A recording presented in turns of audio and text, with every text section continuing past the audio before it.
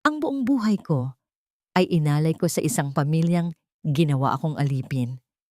Habang nagpapakapagod ako, hanggang madaling araw, nilustay ng asawa ko ang naipon ko para sa kabit niyang nakasuot ng damit na pinaghirapan kong bayaran.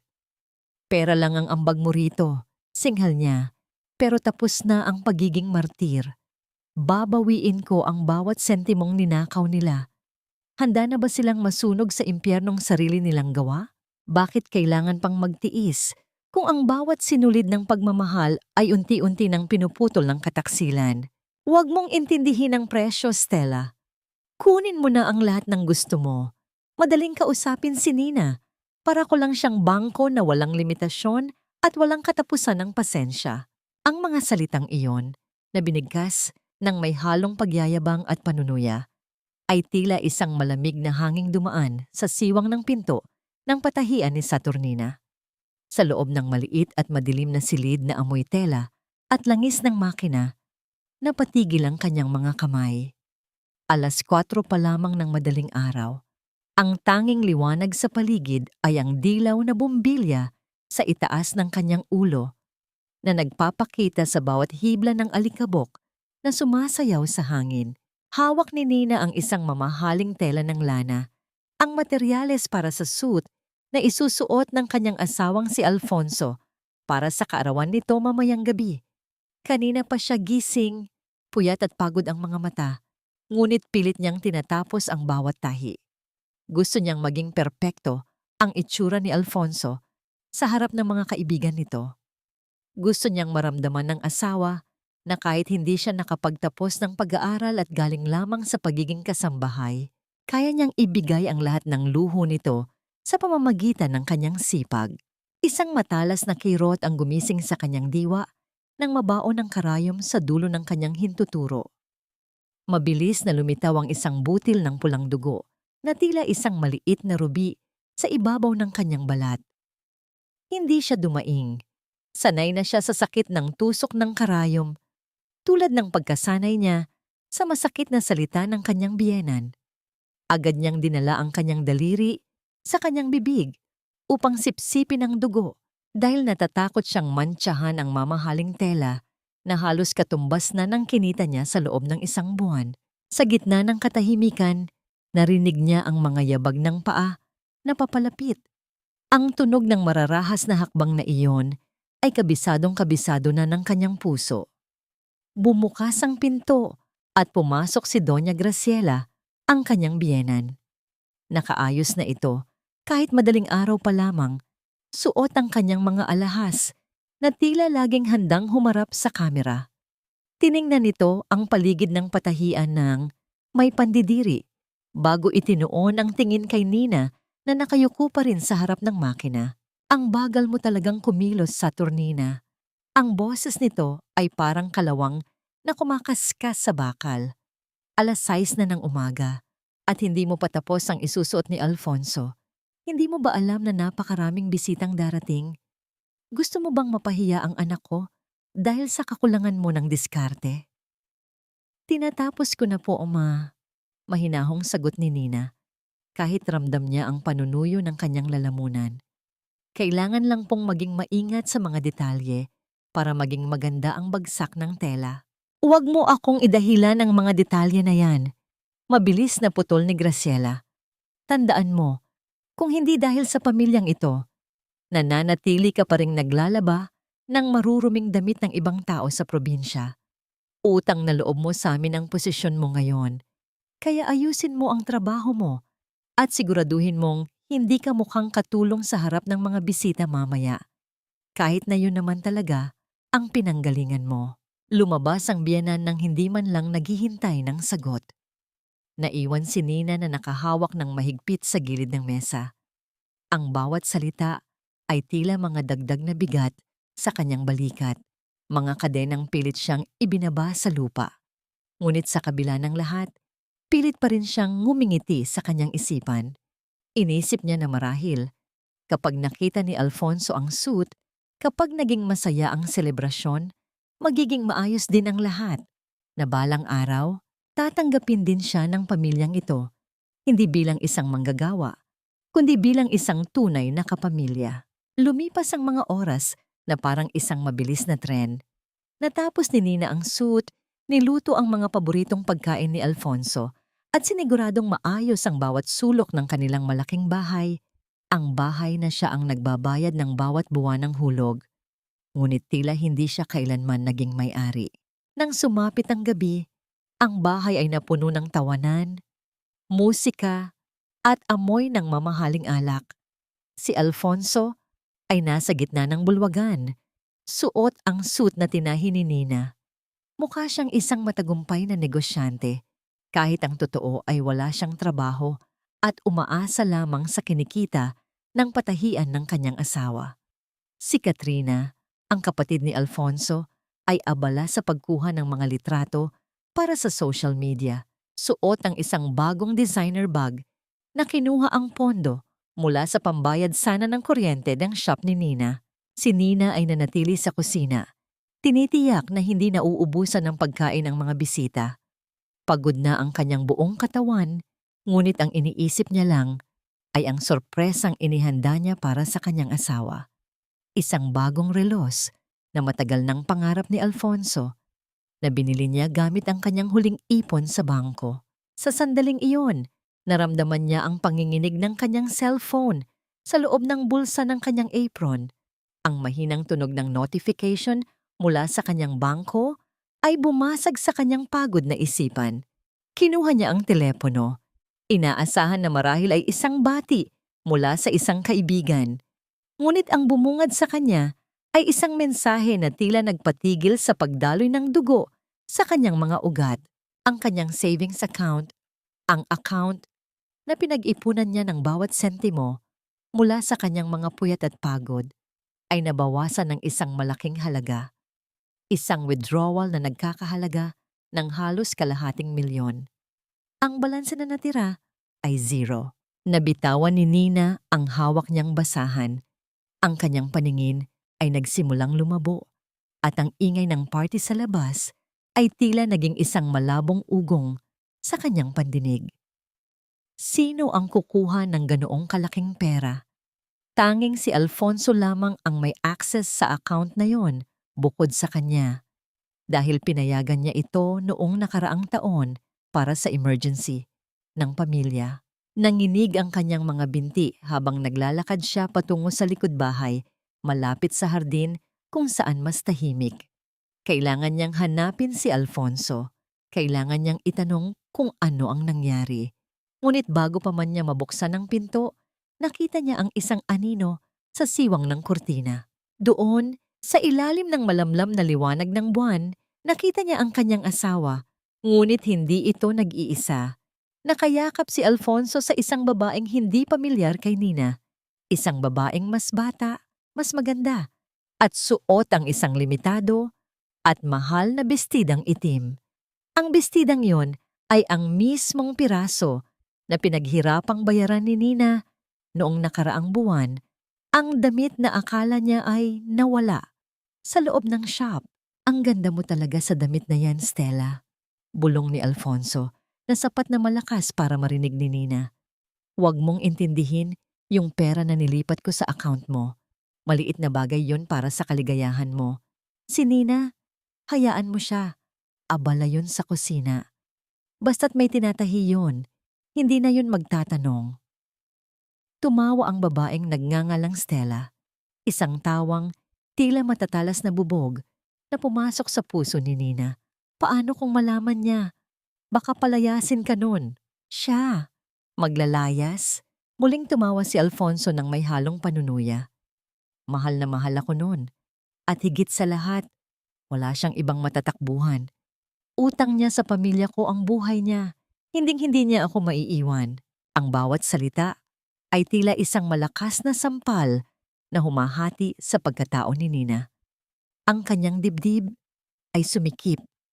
Tila may isang malaking kamay na pumipiga sa kanyang puso hanggang sa hindi na siya makahinga. Ang lahat ng sakripisyo, ang lahat ng puyat, ang lahat ng pang-iinsultong tinanggap niya mula kay Doña Graciela, lahat ng iyon ay nauwi sa isang malaking kasinungalingan. Hindi lang siya basta asawa. Siya ay isang kagamitan, isang makinang tagagawa ng pera para sa kanilang lahat. Ang tray ng cake na hawak niya para sana sa sorpresa ay dahan-dahang dulas mula sa kanyang mga kamay. Ang tunog ng pagkabasag ng seramika sa sahig ay tila ang tunog din ng pagkabasag ng kanyang huling pag-asa. Bumukas ang pinto sa kanyang likuran at pumasok si Doña Graciela. Tumingin ito sa nabasag na cake at pagkatapos ay sa umiiyak na si Nina. Sa halip na magtanong kung anong nangyari, isang malamig na tingin lamang ang ibinigay nito. Ano na naman itong ginawa mo sa Nina? Rito ng matanda, habang pilit na iniiwas si Nina sa paningin ng mga bisita. Napakadulas ng kamay mo. Linisin mo yan bago pa makita ng mga bisita. At huwag kang mag-inarte rito. Nakita mo ba ang anak ko? Masaya siya. Iyon ang mahalaga. Kung may nakita ka man o narinig, manahimik ka na lang. Bahagi yan ng tungkulin mo bilang asawa. Ang magbigay at huwag magtanong. Tumingin si Nina sa kanyang biyenan. Sa unang pagkakataon, hindi siya yumuko. Ngunit ang kanyang boses ay ayaw lumabas. Ang kanyang lalamunan ay tila nakasara sa tindi ng sakit. Linisin mo ito, utos muli ni Graciela bago tumalikod at bumalik sa mga bisita nang may malawak na ngiti sa labi na tila walang anumang nangyari. Naiwan si Nina na nakaluhod sa sahig. Pinupulot ang mga piraso ng nadurog na cake at icing gamit ang kanyang nanginginig na mga kamay. Ang bawat hawak niya sa malamig na icing ay nagpapaalala sa kanya ng lamig ng pagkatao ng mga taong itinuring niyang pamilya. Isang tanong ang paulit-ulit na umaalingaw-ngaw sa kanyang isipan, tila isang malungkot na himig na ayaw tumigil. Hanggang kailan? Hanggang kailan niya hahayaang ubusin siya ng mga taong ito? Ang account niya ay wala ng laman, ang asawa niya ay nasa bisig ng iba, at ang kanyang dignidad ay itinatapak-tapakan sa ilalim ng sarili niyang bubong. Sa gitna ng dilim ng kusina, habang naririnig ang tawanan ni Alfonso at Stella, sa labas, isang kakaibang pakiramdam ang nagsimulang tumubo sa gitna ng kanyang pagkawasak. Hindi ito galit na sumisigaw, kundi isang malamig na determinasyon na unti-unting nabubuo mula sa kanyang mga luha. Tumayo si Nina, bitbit ang basag na tray. Ang kanyang mga mata, na kanina ay puno ng kalituhan, ay dahan-dahang naging matalim. Tiningnan niya ang kanyang mga daliring may sugat pa rin mula sa karayom kaninang madaling araw. Sila ang kumuha ng lahat sa kanya. Ngunit nakalimutan nila ang isang bagay. Siya ang nagtatahi ng bawat hibla ng buhay nila. At kung kaya niyang bumuo, kaya rin niyang magtanggal ng bawat tahi hanggang sa tuluyan silang magkapira-piraso. Ngunit sa ngayon, nanatili siyang tahimik. Nakatayo sa gitna ng kusina, isang anino sa gitna ng kasayahan, habang ang notification ng bank balance na 0 ay patuloy na nagliliwanag sa kanyang telepono. Paano niya babawiin ang lahat mula sa mga taong sa tingin ay pag-aari nila ang kanyang kaluluwa? At sino ang lalaking kanina pa nakatingin sa kanya mula sa labas ng bintana na may malungkot ngunit matapang na mga mata? Ang bawat piraso ng basag na seramika na dinadampot ni Nina ay tila mga bahagi ng kanyang sariling buhay, matulis, masakit, at mahirap ng muling pagdikitin. Sa ilalim ng malamlam na liwanag ng kusina, ang bawat paggalaw niya ay tila isang ritual ng pagpapakumbaba na wala ng katapusan. Ang amoy ng matamis na vanilla mula sa cake na nasa sahig ay humahalo sa amoy ng kanyang sariling pawis, isang kombinasyon na nagpapaalala sa kanya na sa bahay na ito, siya ang gumagawa ng lahat ng matamis, ngunit siya ang palaging nakatikim ng pait. Biglang bumukas ang pinto ng kusina at pumasok si Alfonso. Ang kanyang suit, ang suit na itinahi ni Nina ng may pagmamahal at puyat, ay maayos pa rin. Walang kahit isang lukot. Ngunit ang kanyang muka, ang mukhang minahal ni Nina ng higit sa 10 taon, ay puno ng pagkairita sa halip na pagsisisi. Hindi mo pa ba tapos yan? Ang tanong ni Alfonso, ang boses ay wala ni katiting na lambing. Nakakahiya sa mga bisita, Nina. May mga nakapansin na nabasag mo ang cake. Sinasabi tuloy nila na baka masyado ka nang napapagod at hindi mo na kayang hawakan ang mga simpleng bagay. Tumayo si Nina, hawak ang basahan na puno ng icing. Tumingin siya ng diretso sa mga mata ng asawa. Alfonso, nasaan ang pera sa savings account ko? Kalahating milyon ang nawala sa loob lamang ng isang araw. Tumigas ang pinto ng mukha ni Alfonso, ngunit mabilis din itong napalitan ng isang mapang uyam ng ngiti. Iyon ba ang inuunggot mo? Pera? Sa gitna ng kaarawan ko, iyan ang itatanong mo sa akin? Ginamit ko ang pera para sa isang mahalagang investment. Para sa pamilya rin naman ito, para hindi ka na kailangang magpuyat ng husto sa pananahi. Investment? Ang boses ni Nina ay nanginginig. O para sa kondo ni Stella? Narinig ko kayo sa labas, Alfonso. Nakita ko kayo. Sa isang saglit, dumaan ang gulat sa mga mata ni Alfonso, ngunit agad itong natunaw sa init ng kanyang kayabangan. Lumapit siya kay Nina, sapat na malapit para maamoy niya ang alak sa hininga nito.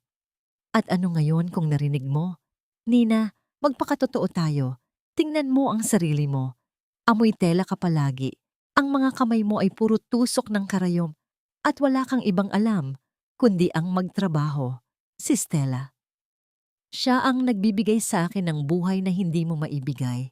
Siya ang kasama ko sa mga pangarap na hindi mo naiintindihan.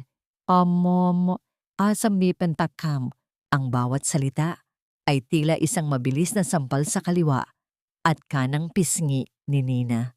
Ngunit ang mas masakit ay ang paraan ng pagtingin ni Alfonso sa kanya. Tila isa siyang lumang kasangkapan na wala ng pakinabang.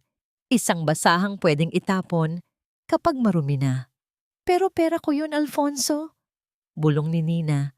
Ang mga luha ay nagsisimulang pumatak sa kanyang mga pisngi. Dugo at pawis ko yun. Pinag-ipunan ko yun para sa ating kinabukasan. Para sa mga anak na pinangarap nating magkaroon. Anak? Muling tumawa si Alfonso, isang tawang puno ng lason. Sa tingin mo ba ay gusto kong magkaroon ng anak sa isang tulad mong mananahilang? At wag mong sabihing pera mo yon. Lahat ng kinikita mo ay dahil sa apelyidong dala mo. Kung hindi dahil sa mga De La Cruz, walang magpapatahi sa'yo. Utang mo sa amin ang bawat sentimong hawak mo. Hindi na nakapagsalita si Nina. Ang kanyang mundo ay tuluyan ng gumuho. Ang lalaking pinag-alayan niya ng kanyang kabataan at lakas ay tila isang estranghero na may matalas na dila. Pumasok si Katrina, ang kapatid ni Alfonso, na may hawak na baso ng wine. Kuya, hinahanap ka na ni Stella sa labas. Gusto raw niyang magsayaw. Sabi nito nang may nakakalokong tingin kay Nina. At ikaw, Ate Nina, pakidalhan naman kami ng dagdag na yelo sa labas. At pakibilisan ha. Nauuhaw na ang mga bisita. Tinalikuran siya ng magkapatid nang walang anumang pag-aalinlangan. Naiwan si Nina sa gitna ng kusina, nakatitig sa kanyang mga kamay. Ang mga daliri niyang magagaspang, ang mga kalyo sa kanyang palad. Lahat ng ito ay ebidensya ng kanyang katapatan, ngunit ngayon ay naging simbolo ng kanyang kamangmangan. Dahan-dahan siyang lumakad patungo sa bintana ng kusina na nakaharap sa hardin. Sa labas, nakikita niya ang tawanan ng mga bisita. Nakikita niya si Alfonso na nakayakap kay Stella habang nagsasayaw sa ilalim ng mga makukulay na ilaw. Ang suot ni Stella ay ang mismong bestidang pinagpuyatan ni Nina. Ang bestidang akala niya ay nawala. Ngunit yun pala ay sadyang ibinigay ni Alfonso sa kanyang kabit. Ang bawat indayog ng katawan ni Stella sa loob ng damit na yon ay tila isang insulto sa bawat oras na iginugol ni Nina sa pananahi. Ang damit na yon ay simbolo ng kanyang galing, ngunit ngayon ay suot ng babaeng nagnanakaw ng kanyang kaligayahan. Sa labas ng gate ng kanilang bahay, napansin ni Nina ang isang lalaking nakatayo sa tabi ng isang itim na sasakyan. Hindi ito isa sa mga bisita. Ang lalaki ay nakatingin nang diretso sa bintana ng kusina. Tila nakikita ang pait na nararamdaman ni Nina. May suot itong salamin at may hawak na folder. Sa gitna ng ingay at tawanan, Ang katahimikan ng lalaking iyon ay nagbigay kay Nina ng isang kakaibang kilabot. Binaling muli ni Nina ang tingin sa loob ng bahay. Nakita niya ang kanyang biyenan na si Doña Graciela na masayang nakikipag-usap sa mga kaibigan nito. Ipinagmamalaki ang success ng kanyang anak na si Alfonso. Alam ni Nina na alam ng kanyang biyenan ang lahat. Alam nito ang tungkol kay Stella. Alam nito ang tungkol sa nawawalang pera. At alam nito ang katotohanang si Nina ang bumubuhay sa kanilang lahat. Ngunit mas pinili nilang itago ang katotohanan sa likod ng mga ngiti at alahas. Dobleng sampal. Bulong ni Nina sa kanyang sarili. Sampal sa kanyang puso at sampal sa kanyang dignidad. Inilabas niya ang kanyang cellphone at muling tiningnan ang bank balance. Ang numerong 0.00 ay tila isang sumpa na nakatatak sa screen. Sa sandaling iyon, ang kanyang paghihinagpis ay nagsimulang mapalitan ng isang malamig at matigas na pakiramdam. Kung ang pamilyang ito ay itinuturing siyang bangko, kung itinuturing siyang alipin na walang boses, oras na para malaman nila kung ano ang mangyayari kapag ang bangkong iyon ay nagsara. Kapag ang aliping iyon ay tumayo at lumakad palayo. Kinuha ni Nina ang isang guunting na nakapatong sa ibabaw ng kanyang sewing machine sa sulok ng kusina. Ang talim nito ay kumikislap sa ilalim ng ilaw. Hinawakan niya ito ng mahigpit. Ang kanyang mga daliri ay hindi na nanginginig. Sa labas, ang musika ay lalong lumakas, ngunit sa loob ng puso ni Nina, ang tanging naririnig niya ay ang tunog ng isang pangakong binibitawan niya sa kanyang sarili. Hinding-hindi na niya hahayaan na maging wala sa loob ng sarili niyang buhay. Ngunit bago siya makakilos, isang malakas na katok sa pinto ng kusina ang bumasag sa kanyang konsentrasyon. Hindi ito ang katok ni Alfonso o ni Graciela. Ito ay isang mahinahon ngunit mapangyarihang katok. Nang buksan ni Nina ang pinto, ang lalaking nakita niya sa bintana kanina ay naroon. Inalis nito ang kanyang salamin at tumingin nang may malalim na pakikiramay kay Nina. Saturnina Reyes. Ang boses nito ay baritono at kalmado. Ako si Victor Salcedo. Siguro ay hindi mo na ako naalala, pero narito ako para ibigay sa iyo ang isang bagay na matagal mo nang dapat nakuha. Inabot ng lalaki ang folder na hawak nito. Nang buksan ito ni Nina, nakita niya ang isang dokumento na hindi niya inaasahan. Isang kopya ng huling testamento ng kanyang namatay na ama-amahan na si Don Teodoro, ang lalaking pinaglingkuran niya bilang kasambahay bago siya nagpakasal kay Alfonso. Ang lahat ng ito ay sayo, Nina, sabi ni Victor, habang ang ingay ng party ni Alfonso ay tila nagiging malayo at walang kwenta. Ang lahat ng lupang kinatatayuan ng negosyo ng mga De La Cruz ay hindi kanila. Sila ay nangungupahan lamang sa isang taong matagal na nilang minaliit. Napatingin si Nina kay Victor at pagkatapos ay sa hardin kung saan nagtatawanan ng kanyang asawa at ang kabit nito. Isang mapait na ngiti ang lumitaw sa kanyang mga labi. Ang tadhana ay may kakaibang paraan ng pagbabalik ng utang. Anong kailangan kong gawin? Tanong ni Nina. Ang kanyang boses ay hindi na nanginginig. Kailangan mo lang magpasya, Nina, sagot ni Victor. Gusto mo bang bawiin ang lahat ngayon o gusto mong panoorin silang mawalan ng lahat ng dahan-dahan? Ang liwanag ng umaga ay pumasok sa bintana ng kusina na tila isang mapanghusgang mata. Ipinapakita ang bawat dumi at kalat na naiwan ng handaan kagabi. Para kay Nina, ang bawat basyong bote ng alak at upos ng sigarilyo sa sahig ay mga alaala ng kanyang sariling pagkatalo. Sa kabila ng revelasyong dala ni Attorney Victor kagabi, ang bigat ng 10 taon ng pagiging martir ay hindi basta-basta nawawala. Ang takot at ang nakasanayang pagsunod ay tila mga anino na nakakabit sa kanyang bawat hakbang. Maagang nagising si Nina upang linisin ang buong bahay. Habang hawak ang walis, ang kanyang isipan ay lumilipad sa folder na itinago niya sa ilalim ng kanyang kama. Ang folder na naglalaman ng katotohanang siya ang tunay na may-ari ng lupang kinatatayuan ng pamilya De La Cruz. Ngunit sa tuwing maririnig niya ang mga yabag ni Doña Graciela, tila bumabalik siya sa pagiging maliit na batang babaeng walang laban. Bakit hindi pa nakahain ng almusal? Ang boses ni Graciela ay pumutol sa katahimikan ng umaga. Pumasok ito sa kusina habang hinihilot ang kanyang sentido. Bakasang pagod mula sa puyat kagabi. Kailangan ni Alfonso ng mainit na sabaw dahil masama ang pakiramdam niya. At siguraduhin mong masarap ang luto mo, hindi yung parang tira-tira lang. Opo, ma. Nagluluto na po ako. Mahinahong sagot ni Nina habang dahan-dahang inilalagay ang mga hiwa ng luya sa kumukulong tubig. Ang bawat galaw niya ay mekanikal. Tila isang robot na nakaprograma upang magsilbi. Pumasok si Katrina sa kusina. Suot ang kanyang silk na robe at bit-bit ang isang bagong designer bag na kulay ginto. Ate Nina, tingnan mo oh. Bagay ba sa akin? Ang tanong nito nang may halong pambubuska. Binili ito ni Kuya Alfonso para sa akin kagabi. Sabi niya, deserve ko raw ito. Dahil marami raw akong tinutulong sa image ng pamilya. Hindi katulad ng iba dyan na puro reklamo lang ang alam. Alam ni Nina na ang perang ipinambili sa bag na yon ay mula sa kanyang account na naging zero balance na. Ang sakit ay tila isang matalas na kutsilyong muling humiwa sa kanyang puso. Ngunit pinili niyang manahimik. Ang hiya o ang takot na mapahiya ang pamilya sa harap ng ibang tao ay tila isang malakas na lason na nagpaparalisa sa kanyang kakayahang sumigaw. Bagay sa'yo, Katrina. Maikling sagot ni Nina bago muling itinuon ang pansin sa niluluto. Maya-maya pa ay bumaba na si Alfonso.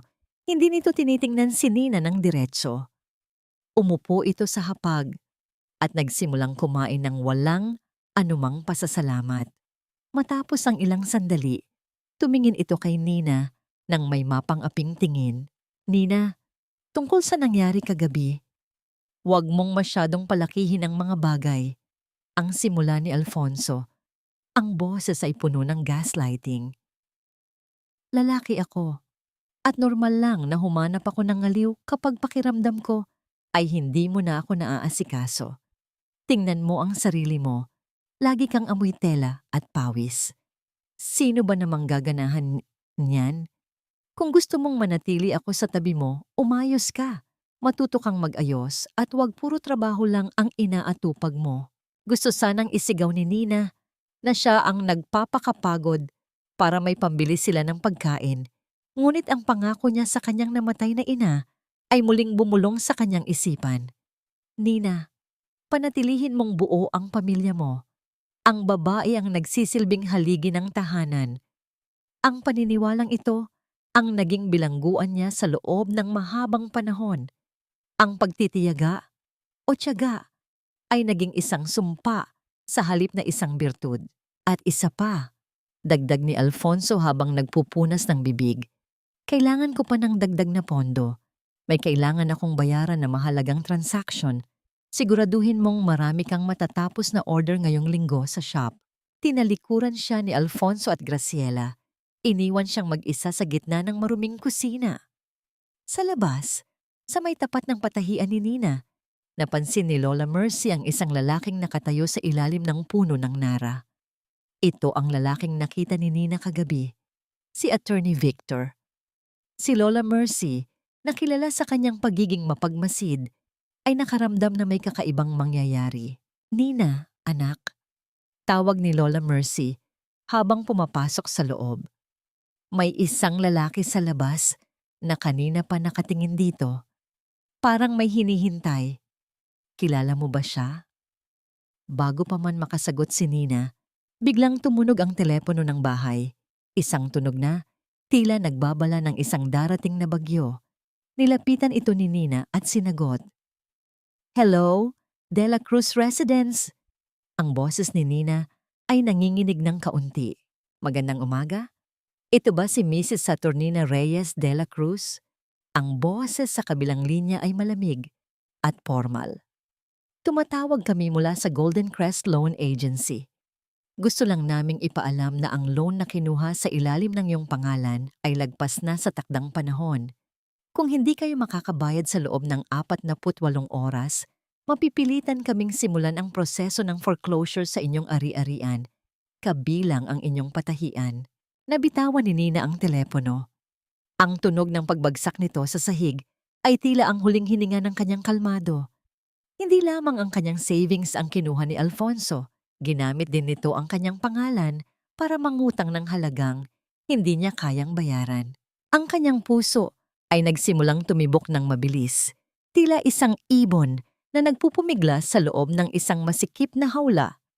Tumingin siya kay Lola Mercy na puno ng pag-aalala, at pagkatapos ay tumingin siya sa labas ng bintana kung saan naroon si Victor, ang lalaking nag-aalok ng 100 palabas sa impyernong ito. "Nina, ano ang nangyari, anak?" Tanong ni Lola Mercy habang hinahawakan ng balikat ni Nina. Hindi nakasagot si Nina. Ang tanging naririnig niya ay ang boses ng ahensya na paulit-ulit na nagsasabing mawawala sa kanya ang tanging bagay na pinaghirapan niya.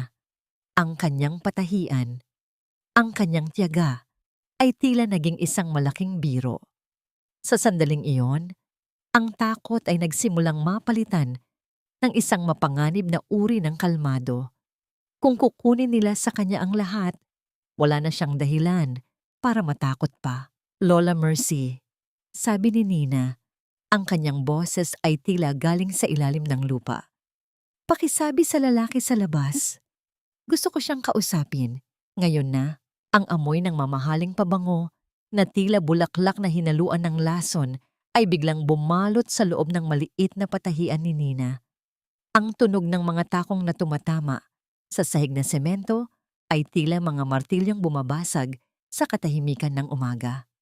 Nang iangat ni Nina ang kanyang tingin mula sa telang kanyang ginugupit, ang kanyang puso ay tila tumalon palabas ng kanyang dibdib.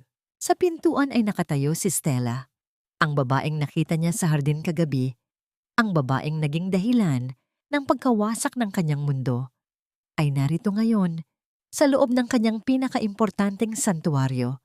Suot nito ang isang malapad na sombrero at isang pares ng salamin na halos tumakip sa kalahati ng kanyang mukha. Ngunit ang kanyang mapang-uyam na ngiti ay hindi maitago. "Magandang umaga." Ang boses ni Stella ay malambing, ngunit may kalakip na talim. "Ito ba ang sikat na patahian ni Saturnina? Sabi kasi sa akin ng isang malapit na kaibigan, ikaw raw ang pinakamagaling dito." Naramdaman ni Nina ang panginginig ng kanyang mga kamay sa ilalim ng mesa. Pinilit niyang huminga ng malalim at panatilihin ang kanyang profesionalismo, kahit na ang bawat hibla ng kanyang pagkatao ay gustong sumigaw. Ang hiya na itinuro sa kanya ng kanyang ina ay muling naging isang mabigat na pasanin. "Ako nga po," maikling sagot ni Nina, hindi tumitingin nang diretso sa mga mata ni Stella. "Anong maipaglilingkod ko sa inyo?" Naglakad-lakad si Stella sa loob ng shop. Hinahaplos ang mga telang nakasampay ng may pandidiri. "Gusto ko sanang magpagawa ng isang bestida para sa isang espesyal na okasyon. Isang dinner date kasama ang isang lalaking napaka-generous sa akin. Gusto ko yung telang kasing lambot ng pera niya." Tumigil si Stella sa tapat ng manikin kung saan nakasuot ang isang unfinished gown. "Tingnan mo ito," sabi niya habang pinipitik ang tela. "Parang luma na ang design. Masyadong konserbatibo. Siguro ay dahil ang mananahi ay hindi alam kung paano maging kakit-akit." Binitawan ni Nina ang hawak niyang gunting.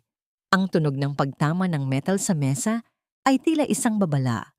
"Kung hindi niyo po gusto ang gawa ko, maaari kayong humanap ng ibang patahian." Tumawa si Stella, isang tawang puno ng panguuyam. "Huwag kang masyadong sensitibo, Nina. Narito ako para maging customer mo. Halika rito, sukatan mo ako. Gusto ko yung lapat na lapat sa katawan ko para naman lalong ma-enjoy ng kaibigan ko ang bawat kurba na binabayaran niya." Wala nang magawa si Nina, kundi ang lumapit. Kinuha niya ang kanyang measuring tape, ang kanyang mga daliri, ay nanginginig habang papalapit sa katawan ng babaeng nagnakaw ng kanyang asawa. Habang inilalagay niya ang tape sa paligid ng baywang ni Stella, naamoy niya ang pabangong iyon, isang amoy na alam niyang binili gamit ang pera mula sa kanyang savings account. Alam mo, bulong ni Stella habang nakatalikod kay Nina. Sabi niya sa akin, ang asawa raw niya ay parang lumang damit. Komportable, pero nakakasawa. Kaya raw siya naghahanap ng bago? Yung silk, yung mahal, yung hindi amoy pawis at pagod. Ang bawat salita ni Stella ay tila mga karayom na ibinabaon sa likod ni Nina.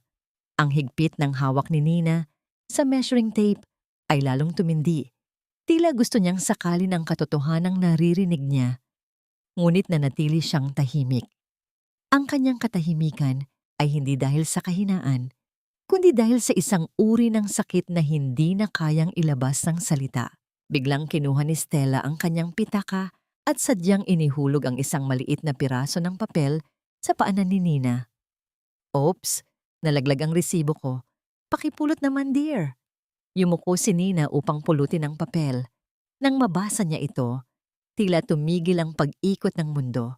Isa itong resibo mula sa isang mamahaling jewelry store para sa isang gintong kwintas na may pendant na diamante. Ang petsa ay noong nakaraang linggo at ang pangalan ng bumili ay malinaw na nakasulat, Alfonso de la Cruz. Ang halaga ng kwintas ay katumbas ng 3 buwan na kita ng kanyang patahian. Ang perang dapat ay pambayad sa kuryente, pambili ng mga bagong gamit, at pambayad sa utang na ipinalit ni Alfonso sa kanyang pangalan. O bakit napatulala ka? Tanong ni Stella, habang kinukuha ang resibo mula sa kamay ni Nina. Regalo yan sa akin ni Alfonso. Sabi niya, deserve ko raw yan dahil ako ang nagbibigay sa kanya ng liwanag na hindi mo na maibigay sa loob ng 10 taon. Eksaktong sa sandaling iyon, bumukas ang pinto at pumasok si Alfonso. Bakas sa kanyang muka ang pagkagulat nang makita si Stella sa loob ng shop ni Nina, ngunit mabilis itong napalitan ng isang mapang-aping awtoridad. Stella, anong ginagawa mo rito? Tanong ni Alfonso, ngunit ang kanyang mga mata ay nakatingin kay Nina nang may banta. Naisipan ko lang magpagawa ng damit sa asawa mo, honey. Sagot ni Stella habang kumakapit sa braso ni Alfonso. Pero parang hindi yata siya masayang makita ako. Tumingin si Alfonso kay Nina. Walang bahid ng pagsisisi ang kanyang mga mata. Nina, umayos ka. Bisita si Stella. Siguraduhin mong gagawin mo ang pinakamagandang damit para sa kanya. At huwag mo siyang babastusin dahil ang perang ibabayad niya rito ay kailangan natin para sa mga utang mo.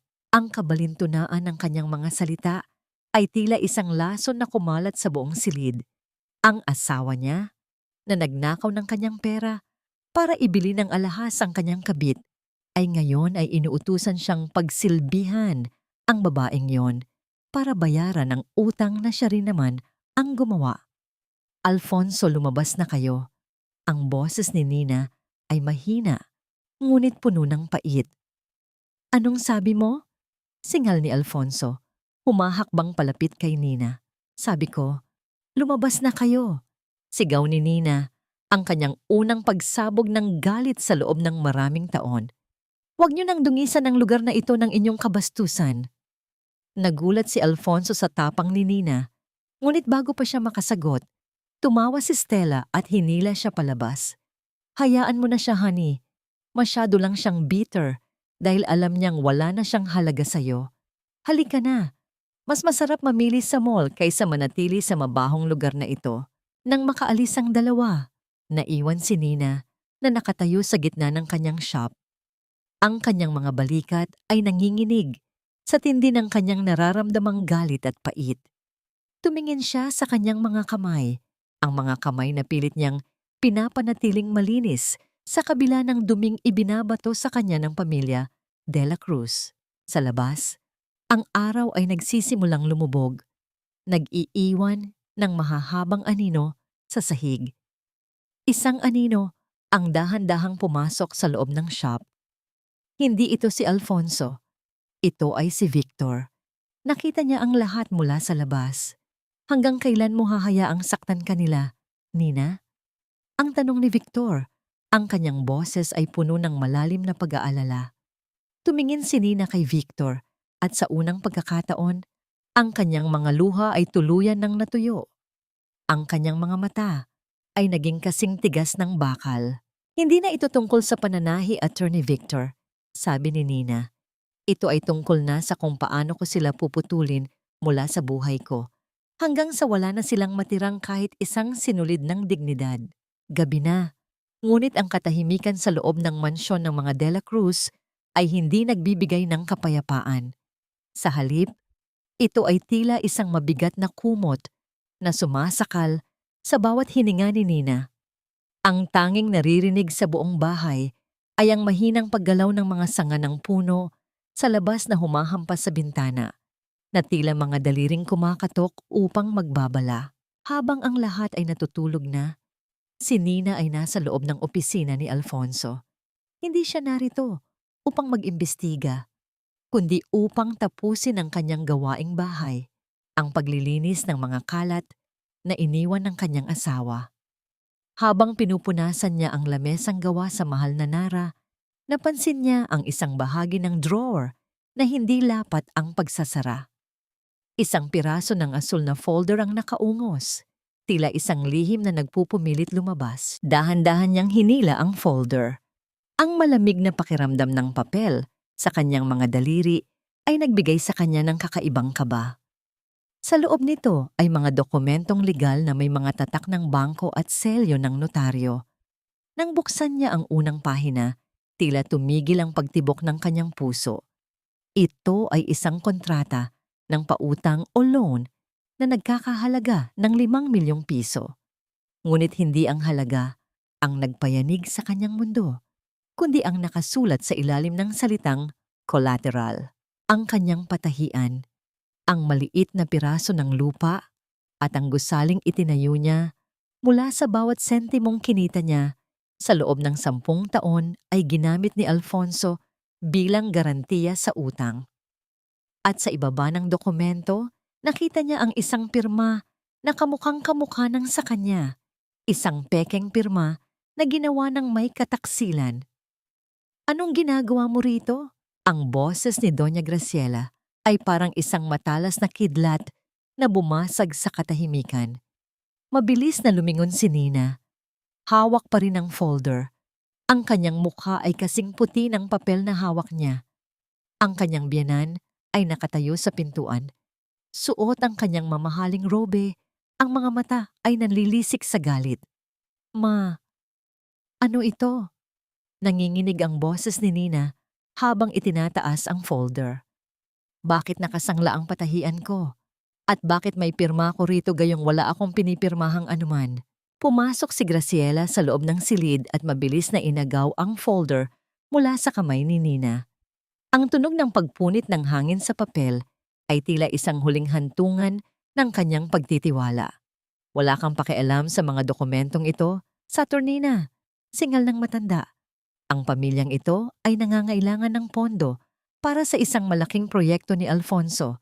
Bilang asawa, tungkulin mong itaya ang lahat para sa ikauunlad ng asawa mo. Iyan ang tinatawag na sakripisyo. Sakripisyo! Ang boses ni Nina ay nagsimulang tumaas, isang bagay na hindi niya kailanman ginawa noon.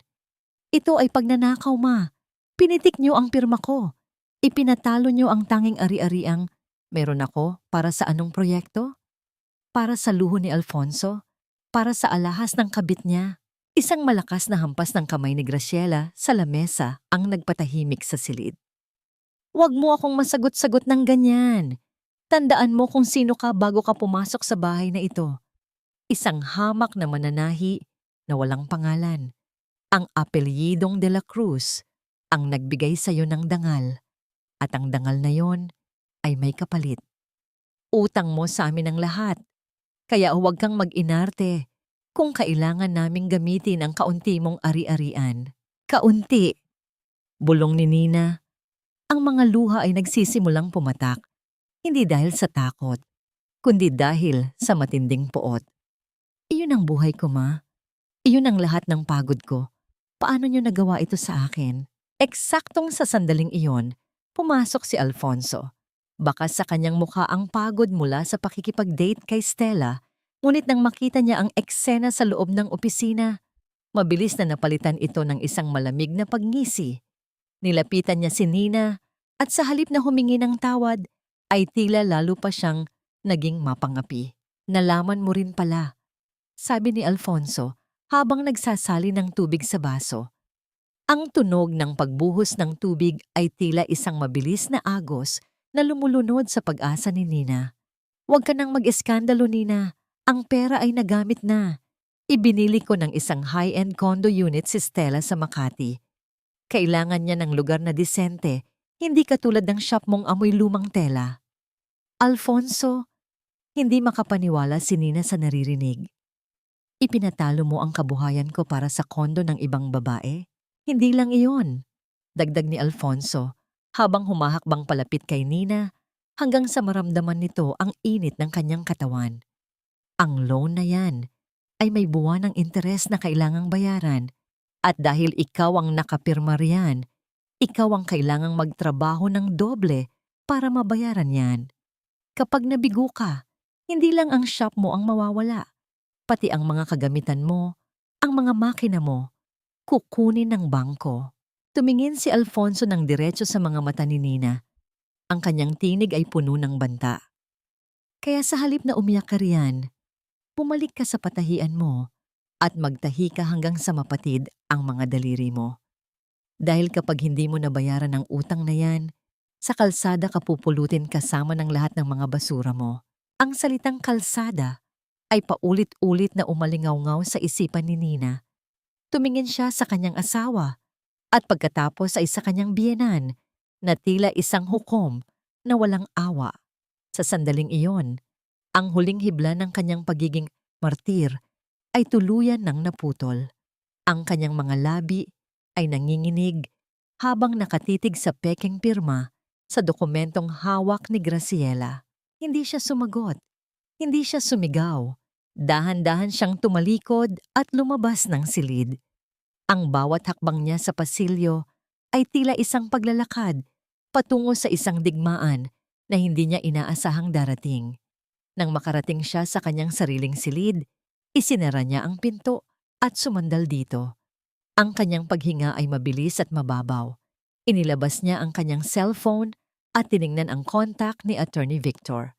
Ang utang na loob na palaging ibinabato sa kanya ay naging isang kadenang bakal na ngayon ay handa na niyang lagariin. Kung ang pamilyang ito ay handa siyang itapon sa kalsada, hindi niya hahayaang mangyari iyon nang hindi sila kasamang mahuhulog sa bangin. Saan dinala ni Alfonso ang natitirang pera mula sa loan? At sapat na ba ang katapangan ni Nina para harapin ang katotohanang ang mismong bahay na kanyang tinitirhan ay maaaring maging kuta ng kanyang mga kaaway? Isang malakas na paghampas sa pintuan ng patahian ang bumasag sa katahimikan ng hapon.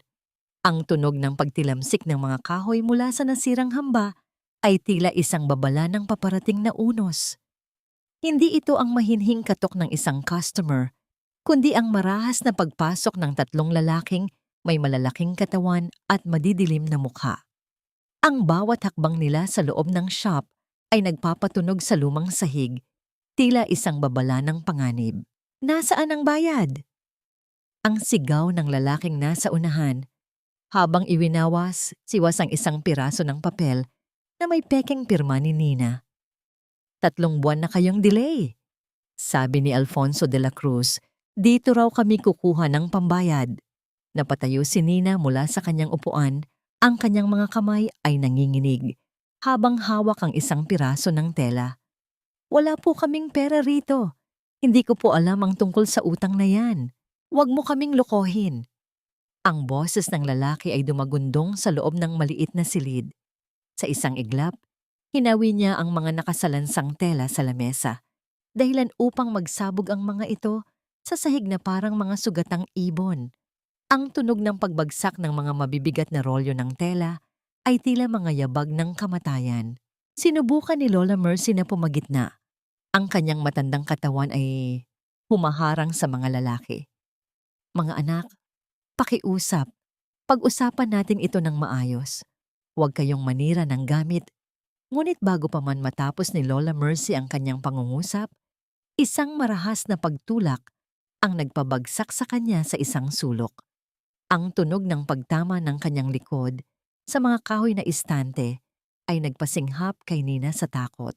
"Lola Mercy!" Sigaw ni Nina. Ngunit bago siya makalapit, isang kamay ang pumigil sa kanya. Si Alfonso ay nakatayo sa pintuan, suot ang kanyang mamahaling relo, tila isang manunood lamang sa isang dula. Wala siyang ginawa upang pigilan ang mga lalaki. Sa halip, malamig lamang siyang tumingin kay Nina. "Alfonso, pakiusap. Patigilin mo sila." Pagmamakaawa ni Nina, ang mga luha ay dumadaloy na sa kanyang mga pisngi. "Sinisira nila ang kabuhayan natin. Sinisira." Pag-uulit ni Alfonso ng may halong pait. "Nina, kung binabayaran mo lang ang mga utang sa tamang oras, hindi aabot sa ganito. Kasalanan mo ito dahil masyadong mabagal ang pasok ng pera sa shop mo. Huwag mo akong sisihin sa kawalan mo ng diskarte." Mula sa likuran ni Alfonso, lumabas si Doña Graciela. Sa halip na awa, ang kanyang mukha ay puno ng pandidiri. "Tingnan mo ang dumi ng lugar na ito. Sabi ko na nga ba, malas ang babaeng ito sa pamilya natin. Mula nang pumasok ka rito, puro kamalasan ang dala mo. Ngayon, hinahayaan mong bastusin ang pangalan ng mga De La Cruz dahil sa mga utang mo." "Utang ko?" Bulong ni Nina, hindi makapaniwala sa kapal ng mukha ng kanyang biyenan. "Si Alfonso ang nangutang. Siya ang gumamit ng pangalan ko." "Tumahimik ka," singhal ni Graciela. "Isang hamak na mananahi ka lang. Kung hindi dahil sa amin, wala ka sa kinaroroonan mo." Sa gitna ng sigawan, isang malakas na tunog ng pagbagsak ng bakal ang umalingaw-ngaw sa buong shop. Ang isa sa mga lalaki ay sinadyang itumba ang lumang makina nang panahina na sa sulok, ang makinang minana pa ni Nina sa kanyang namatay na ina. Ang tunog ng pagkakalas ng mga tornilyo at ang pagkabali ng bakal na braso ng makina ay tila ang tunog ng pagkapunit ng mismong kaluluwa ni Nina. Iyon ang huling kagamitang nag-uugnay sa kanyang nakaraan. Ang tanging bagay na nagbibigay sa kanya ng lakas sa loob ng 10 taon ng paghihirap. Ngayon, nakahandusay ito sa sahig, wasak at wala ng pakinabang. "Hindi," ang tanging lumabas sa bibig ni Nina habang lumuluhod siya sa tabi ng nasirang makina. Hinawakan niya ang malamig na bakal nito. Ang kanyang mga daliri ay humahaplos sa mga gasgas na tila ba sinusubukang pagalingin ang isang sugatang nilalang. "Tapos na ang oras niyo," sabi ng lalaki habang kinukuha ang ilang mahahalagang kagamitan sa shop. "Babalik kami bukas para sa titulo. At ikaw, Alfonso, siguraduhin mong wala ng tao rito." Nang makaalis ang mga maniningil, ang katahimikan sa loob ng shop ay mas masakit kaysa sa kaninang sigawan. Tumingin si Nina kay Alfonso, umaasang makakakita ng kahit kaunting pagsisisi. Ngunit ang asawa niya ay tumalikod lamang, tila nandidiri sa hitsura ni Nina na puno ng alikabok at luha. "Huwag ka nang bumalik sa mansyon," sabi ni Doña Graciela nang may malamig na pinalidad. "Ayaw ko ng malas sa loob ng bahay ko. Dahil hindi mo nabayaran ang utang, wala ka ng karapatang manatili rito. Isama mo na ang matandang yan at ang mga basurang ito." "Pinalalayas niyo ako?" tanong ni Nina. Ang kanyang boses ay tila isang tuyong dahon. "Sa gitna ng lahat ng ginawa ko para sa inyo, wala kaming kailangan sa isang talunan," sagot ni Graciela bago hilaing paalis si Alfonso. Biglang bumuhos ang isang napakalakas na ulan. Ang tunog ng bawat patak sa bubong ng shop ay tila mga batong bumabagsak sa puso ni Nina. Sa loob ng ilang minuto, ang lahat ng pinaghirapan niya ay nawala. Ang kanyang dangal, Ang kanyang kabuhayan at ang kanyang tahanan ay kinuha sa kanya ng mga taong pinag-alayan niya ng kanyang buhay. Inakay ni Nina ang nasasaktang si Lola Mercy palabas ng shop. Wala silang dalang payong, wala silang dalang pera. Ang tanging bitbit ni Nina ay ang maliit na bahagi ng nasirang makina ng kanyang ina na isinilid niya sa kanyang bulsa. Habang naglalakad sila sa gitna ng malakas na buhos ng ulan, ang lamig ay unti-unting pumapasok sa kanyang mga buto. Ang bawat hakbang sa putikan ay tila isang paglubog sa kawalan. Tumingin si Nina sa madilim na kalye, walang makita kundi ang labo ng ulan at ang sarili niyang kawalang katiyakan. Sa gitna ng dilubyong ito, naramdaman ni Nina ang panghihina ng kanyang mga binti. Napaluhod siya sa kalsada habang si Lola Mercy ay pilit siyang itinatayo. Ang ulan ay humahalo sa kanyang mga luha, ano pat hindi na malaman kung alin ang mas masakit, ang lamig ng tubig o ang hapdi ng pagkakatraidor. Anong gagawin natin, anak? Tanong ni Lola Mercy sa gitna ng hikbi. Hindi makasagot si Nina. Nakatingin lamang siya sa malayo kung saan ang isang pares ng maliwanag na ilaw ng sasakyan ay dahan-dahang papalapit sa kanila sa gitna ng dilim. Sino ang darating sa gitna ng kanyang pinakamadilim na oras?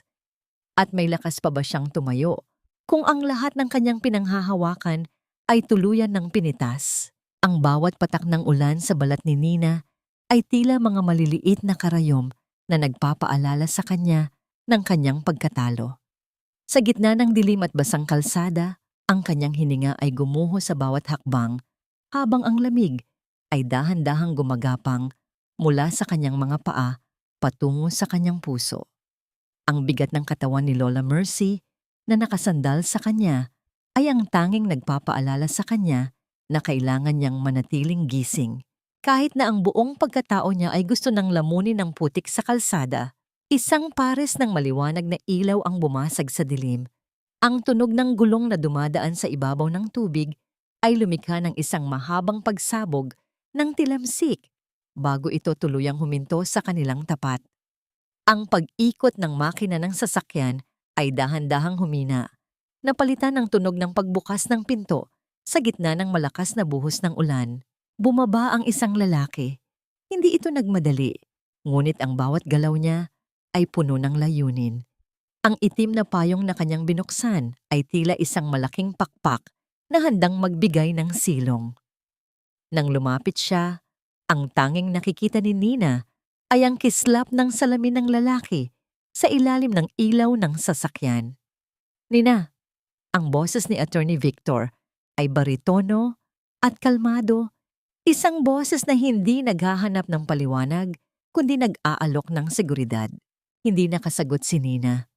Ang kanyang mga labi ay nanginginig, hindi lamang dahil sa lamig, kundi dahil sa matinding pagkabigla na sa gitna ng kanyang pinakamadilim na oras, may isang taong dumating para sa kanya. Dahan-dahang inalalaya ni Victor ang braso ni Nina, habang ang kabilang kamay niya ay maingat na inilipat ang payong upang matiyak na hindi na sila lalong mababasa. "Sumama na kayo sa akin," sabi ni Victor. Ang tunog ng pagsasara ng pinto ng sasakyan ay tila isang pader na humaharang sa kalupitan ng ulan sa labas. Dinala sila ni Victor sa isang maliit, ngunit malinis na kainan na pagmamay-ari ng isang kinalalang kaibigan. Ang amoy ng mainit na sabaw at bagong luto na kanin ay sumalubong sa kanila. Isang matinding kaibahan sa amoy ng putik at pait na iniwan nila sa kalsada. Binigyan sila ng tuyong tuwalya at mainit na kape. Ang bawat sip-sip ni Nina sa mainit na likido ay tila isang dahan-dahang pagtunaw sa yelo na bumabalot sa kanyang kaluluwa. Si Lola Mercy ay tahimik na nakaupo sa tabi habang binabantayan siya ng isang staff. Tumingin ang matanda kay Nina nang may malalim na pag-unawa. "Hindi mo kailangang maging matapang araw-araw, anak."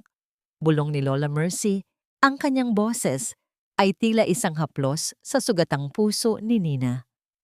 Minsan, ang pagtanggap ng tulong ay hindi kahinaan, kundi ang simula ng iyong muling pagtayo. Nakatayo si Victor sa hindi kalayuan. Pinapanood sila ng may paggalang.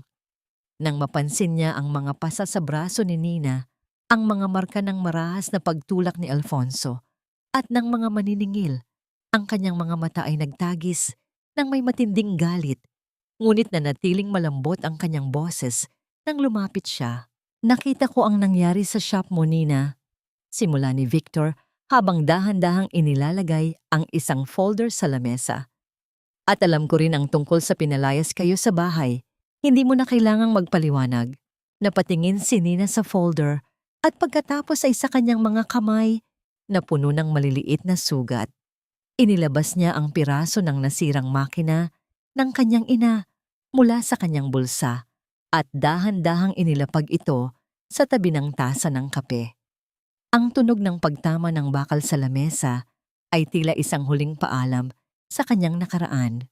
Wala na akong babalikan, Attorney Victor. Bulong ni Nina, ang mga luha ay nagsisimulang muling pumatak. Ngunit sa pagkakataong ito, hindi ito luha ng kawalan ng pag-asa, kundi luha ng pagpapakawala. Kinuha nila ang lahat. Ang tanging natira sa akin ay ang galit at ang pirasong ito ng bakal. Lumapit si Victor at maingat na inusog ang mainit na tasa ng kape palapit sa mga kamay ni Nina, sapat na malapit para maramdaman niya ang init nito nang hindi siya nasasaktan. Ang simpleng pagkilos na yon ay nagpabaha ng isang pakiramdam ng pagpapahalaga na matagal nang ipinagkait sa kanya ng mga De La Cruz. Hindi kanila pag-aari, Nina, sabi ni Victor. Ang kanyang mga mata ay nakatingin ng diretso sa mga mata ni Nina, tila binabasa ang bawat sakit na nakatago roon. Ang mga De La Cruz ay nabubuhay sa ilusyon ng kapangyarihan na ikaw mismo ang nagtahi para sa kanila. Pero ngayon, tapos na ang oras ng pagtatago.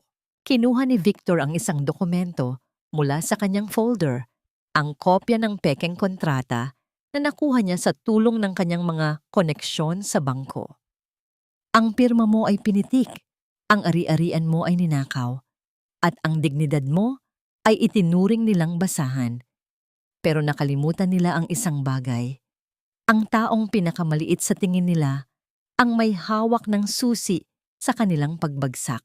Ang katahimikan sa loob ng kainan ay tila naging isang sagradong sandali. Ang tanging naririnig ay ang mahinang tunog ng ulan sa labas na tila unti-unti nang humuhupa.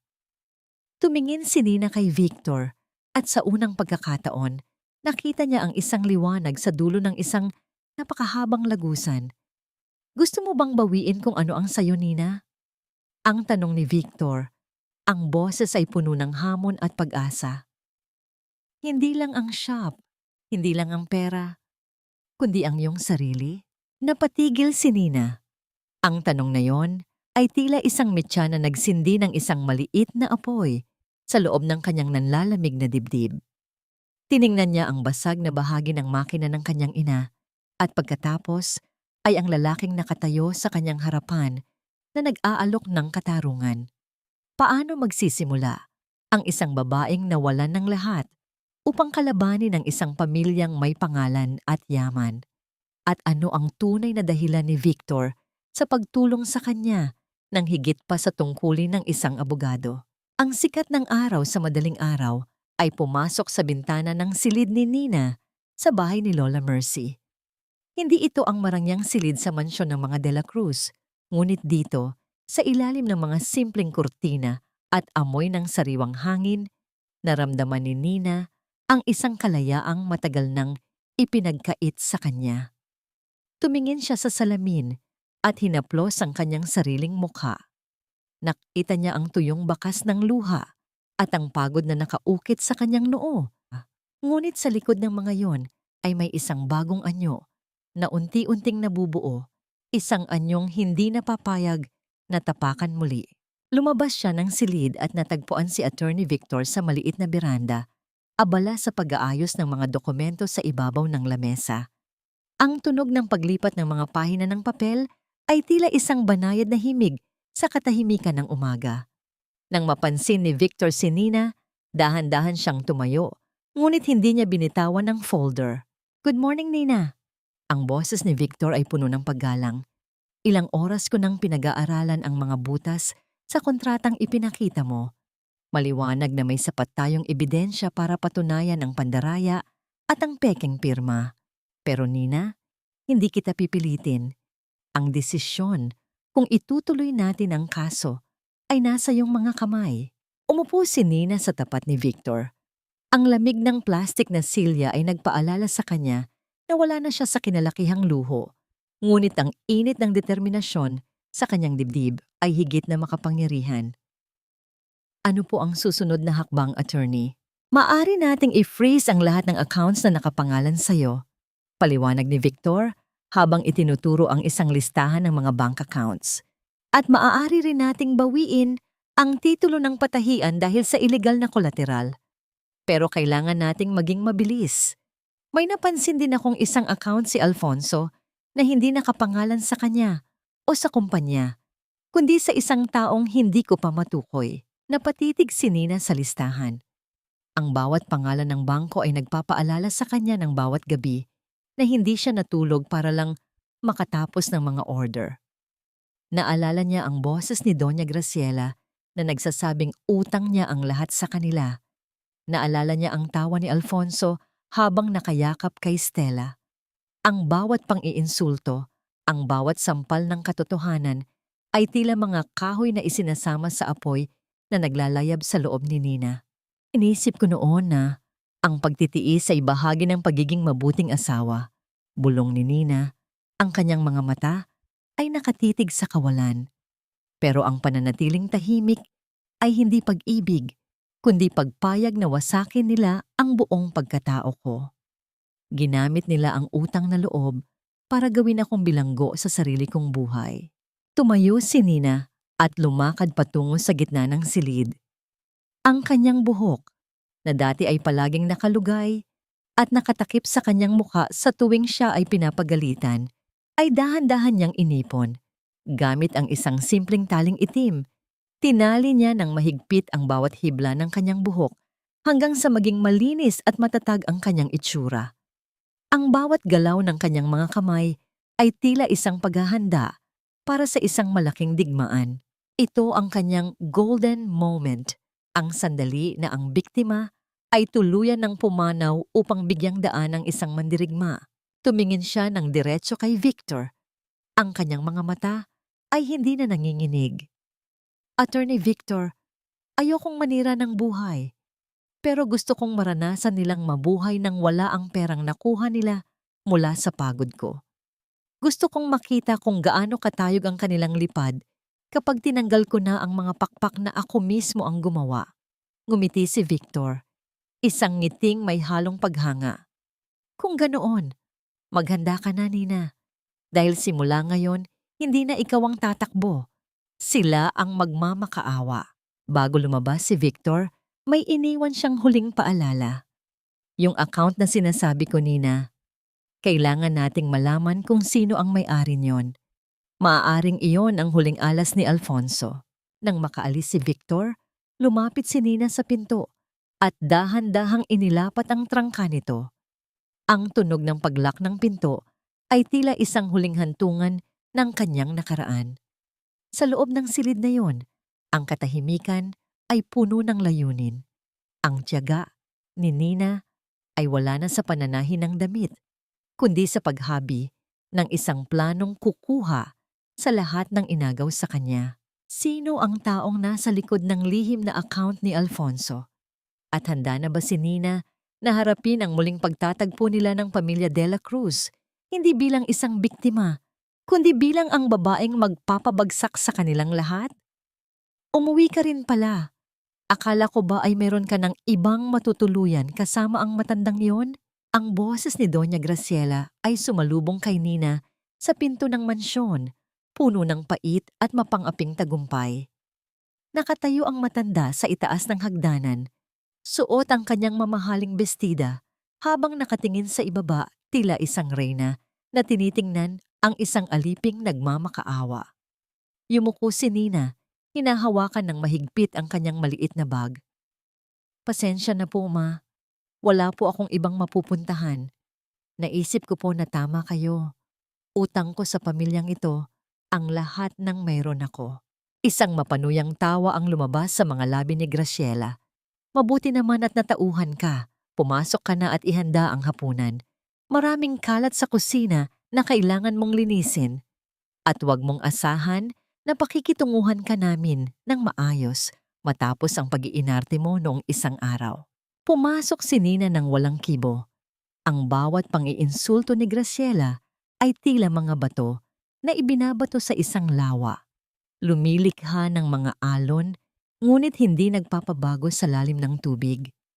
Sa loob ng kusina, natagpuan niya si Alfonso na nakaupo, uminom ng kape habang nakatingin sa kanyang cellphone. Nang makita niya si Nina, isang mapang-asar na ngiti ang sumilay sa kanyang mukha. Sabi ko na nga ba, babalik ka rin. Sabi ni Alfonso nang hindi man lang tumitingin ng diretso kay Nina. Kailangan mo ng pondo, di ba? Sige, bukas ay kakausapin ko ang bank manager para bigyan ka ng kaunting palugit sa utang mo. Pero tandaan mo, gagawin ko lang yon kung susunod ka sa lahat ng gusto ko. Kasama na roon ang hindi mo pakikialam kay Stella. Opo, Alfonso. Mahinang sagot ni Nina habang dahan-dahang nagsisimulang maghugas ng mga pinggan. Ang tunog ng pagkaskas ng espongha sa porselana ay tila isang ritual ng pagtatago ng kanyang tunay na nararamdaman. Sa loob-loob niya, ang bawat opo ay isang hakbang papalapit sa kanyang layunin. Nang sumapit ang malalim na gabi, habang ang buong mansyon ay natutulog na sa ilalim ng katahimikan, dahan-dahang bumangon si Nina. Ang bawat tunog ng kanyang paghinga ay tila isang malakas na dagundong sa kanyang pandinig. Gamit ang isang maliit na flashlight, tinahak niya ang madilim na pasilyo patungo sa opisina ni Alfonso. Ang pintuan ng opisina ay naglabas ng isang mahinang langit-ngit nang buksan niya ito. Pumasok siya at agad na nilapitan ang laptop ni Alfonso na nakapatay sa ibabaw ng lamesa. Ang kanyang mga daliri ay nanginginig habang pinindot niya ang power button. Ang liwanag ng screen na tumama sa kanyang mukha ay tila isang sulo sa gitna ng kadiliman. Mabilis niyang isinaksak ang flash drive na ibinigay sa kanya ni Victor. Ang bawat segundo ng paghihintay sa pag-copy ng mga files ay tila isang oras ng paghihirap. Ang kanyang puso ay tumitibok ng mabilis, tila isang tambol na nagbababala ng panganib.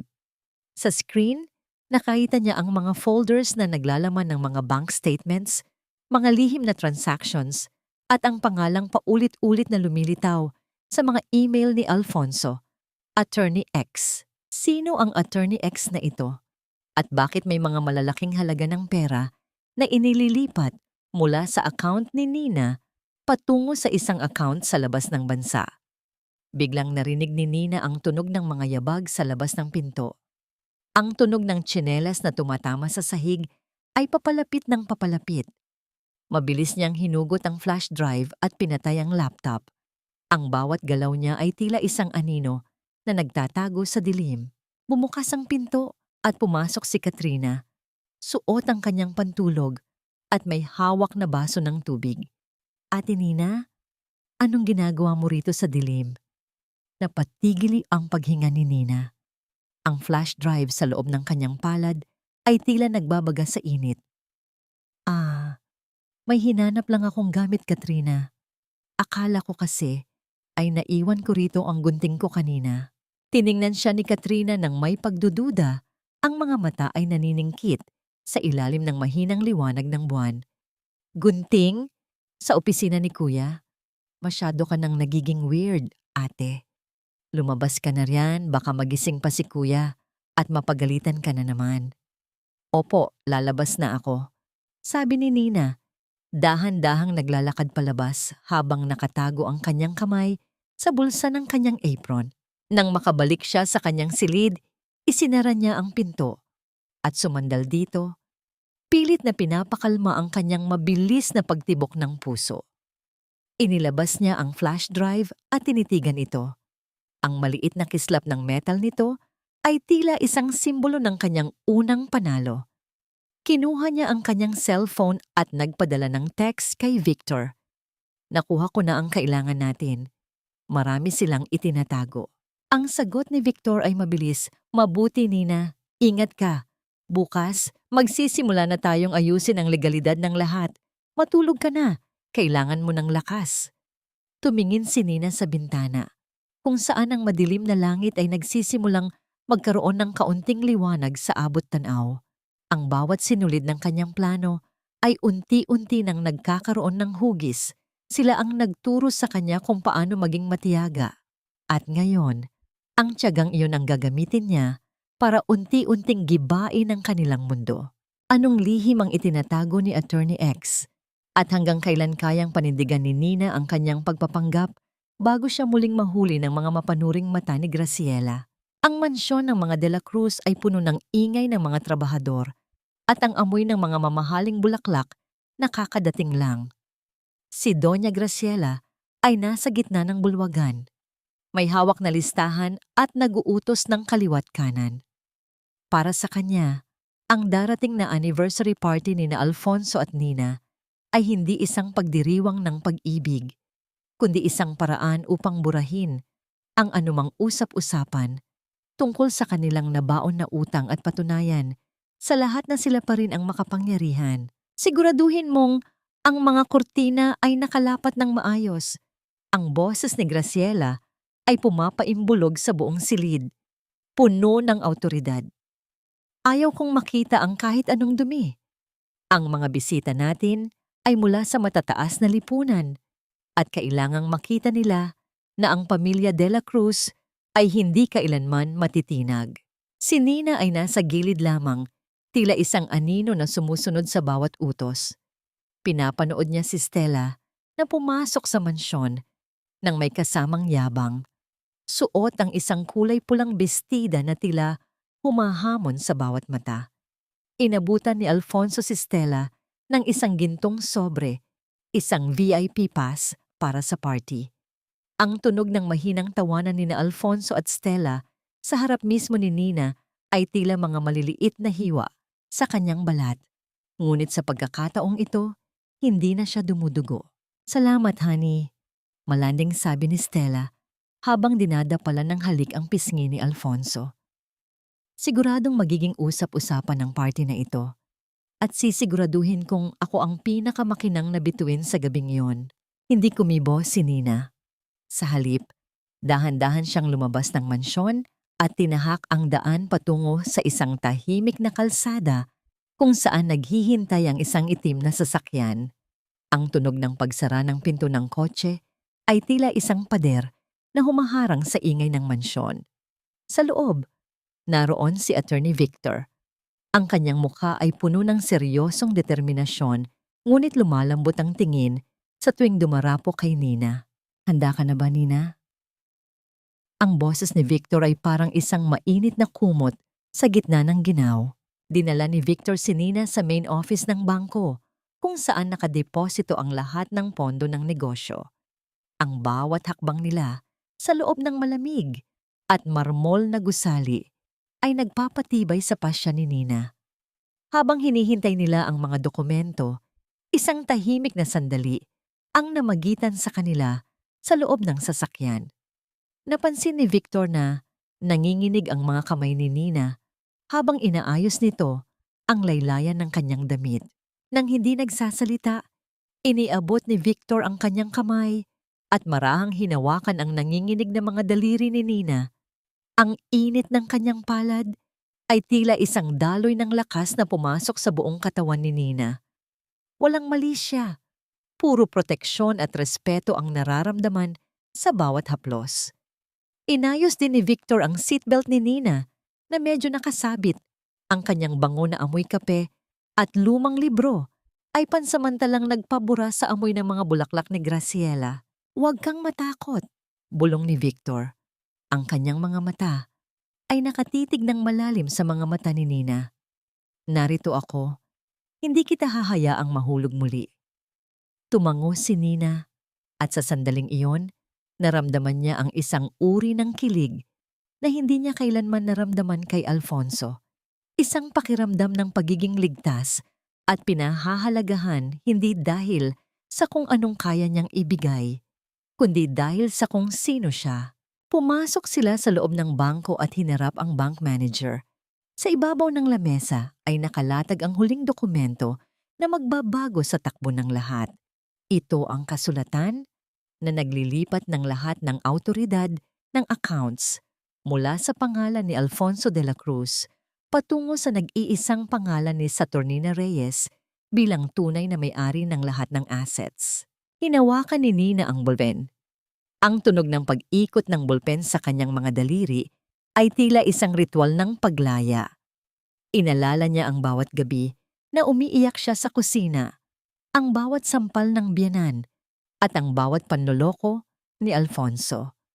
Ang bawat piraso ng sakit na yon ay naging tinta na ngayoy handang dumaloy sa papel.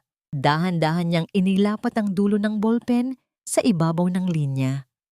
Ang tunog ng paggasgas ng tinta sa papel ay tila isang awit ng tagumpay sa kanyang pandinig. Sa bawat kurba ng kanyang pirma, SATURNINRREYES, ay tila may isang kadenang bakal na napuputol sa kanyang puso. Nang matapos ang huling titik, binitawan ni Nina ang ballpen at tumingin kay Victor. Isang matamis at totoong nangiti ang sumilay sa kanyang mga labi. Ang bitag ay nakalatag na ng maayos, pinalalamutian ng kayabangan ng mga De La Cruz at sila mismo ang magsasara nito sa darating na party. Tapos na, Attorney Victor, sabi ni Nina. Ang kanyang boses ay puno ng kapayapaan. Hindi pa, Nina, sagot ni Victor habang itinatago ang dokumento sa kanyang folder. Ito pa lamang ang simula ng kanilang pagbagsak. Hayaan nating magsaya sila sa kanilang hiram na luho. Dahil bukas, gigising sila sa isang katotohanang wala na silang kahit isang sentimong matatawag na kanila. Anong mangyayari kapag nalaman ni Alfonso na ang card na ginagamit niya para sa luho ni Stella ay hindi nagagana? At handa ba ang mansyon ng mga De La Cruz sa bagsik ng isang babaeng matagal nilang binaliwala? Sa loob ng maliit at madilim na patahian, ang tanging tunog na maririnig ay ang mahinang pag-ikot ng electric fan sa sulok at ang mabilis na pagtibok ng puso ni Nina. Nakaupo siya sa harap ng kanyang lumang laptop. Ang liwanag ng screen ay tumatama sa kanyang mukha. Ipinapakita ang bawat guhit ng pagod at determinasyon. Sa gabing ito, ang bawat sinulid na kanyang itinahi sa loob ng 10 taon ay muling dadaan sa kanyang mga kamay, ngunit hindi para bumuo ng damit, kundi para putulin ang mga kadenang nagtatali sa kanya sa pamilya De La Cruz. Sa screen ng computer, nakabukas ang 10 iba't ibang bank accounts at ang credit line system ng kanyang negosyo. Ang mga numerong nakikita niya ay hindi lamang mga halaga ng pera. Ang mga yon ay ang mga gabi ng kanyang puyat, ang mga sugat sa kanyang daliri, at ang bawat patak ng luha na nilunok niya sa harap ng hapagkainan ni na Alfonso. Bawat sentimong naroroon ay bunga ng kanyang pawis, ngunit sa loob ng mahabang panahon, iba ang nakinabang. Huwag kang mag-inarte, Saturnina. Utang mo sa amin ang lahat. Ang boses ni Doña Graciela ay muling umalingaw-ngaw sa kanyang isipan. Tila isang masamang panaginip na ayaw siyang tantanan. Inalala niya ang bawat panlalait, ang bawat pambabastos ni Stella, at ang pinakamasakit sa lahat, ang pekeng pirma ni Alfonso sa kontrata ng loan na naglagay sa kanya sa panganib. Ang kanyang hintuturo ay dahan-dahang pumatong sa mouse ng computer. Naramdaman niya ang lamig ng plastik sa kanyang balat. Isang pakiramdam na tila nagpapatigas din sa kanyang kalooban. Ang bawat pagpindot niya sa keyboard ay may kasamang bigat ng kanyang nakaraan. Isa-isang binago ni Nina ang passwords ng lahat ng online access. Ang bawat character na kanyang tinatype ay tila isang pako na ibinabaon niya sa kabaong ng kanyang pagiging martir. Pagkatapos, itinuloy niya ang pinakamahalagang hakbang. Sa pamamagitan ng ilang mabilis na galaw ng kanyang mga daliri, hinarang niya ang lahat ng supplementary cards na hawak ni na Alfonso, Doña Graciela at Katrina. Ang bawat confirm button na kanyang pinipindot ay tila isang malakas na pintig sa kanyang dibdib. Sa huli, inilipat niya ang lahat ng pondo sa isang secure trust account na tanging siya at si Attorney Victor lamang ang may alam. Nang matapos ang huling transaction, binitawan ni Nina ang mouse. Ang kanyang mga kamay, na kanina ay kasing tigas ng bakal, ay biglang nanginginig. Ang katahimikan sa loob ng shop ay tila naging isang malaking yakap na nagpapalaya sa kanya. Isang butil ng luha ang dahan-dahang pumatak sa ibabaw ng keyboard, ngunit sa pagkakataong ito, hindi ito luha ng pait. Ito ay luha ng isang taong sa wakas ay nakawala sa isang napakahabang pagkakaalipin. Isang mahinang vibration ang naramdaman niya mula sa kanyang cellphone na nakapatong sa lamesa. Isang text message mula kay Victor ang lumitaw sa screen. "Malaya ka na, Nina. Nakahanda na ang lahat para sa bukas." Napangiti si Nina ng totoo sa unang pagkakataon. Hinawakan niya ang kanyang dibdib, dinarama ang maluwag na paghinga na matagal na niyang hindi nararadiin. Ang bawat click na ginawa niya sa loob ng isang oras ay tila mas makapangyarihan kaysa sa bawat tahi na ginawa niya sa loob ng 10 taon. Ngunit ang katahimikan ng gabi ay biglang bumasag nang umilaw ang kanyang telepono nang sunod-sunod. Isang pangalan ang lumitaw sa screen, Alfonso. Ang unang notification ay isang text. "Nina, bakit na-decline ang card ko? Nasa jewelry shop kami ni Stella ngayon. Kinuha na namin ang kwintas na gusto niya pero ayaw tanggapin ang card. Ayusin mo ito ngayon din. Nakakahiya sa mga tao rito." Sinundan ito ng isa pang mensahe mula kay Katrina. "Ate, pati ang card ko hindi gumagana. Hindi ko makuha ang reservation para sa gown ko sa party bukas. Anong kalokohan ito?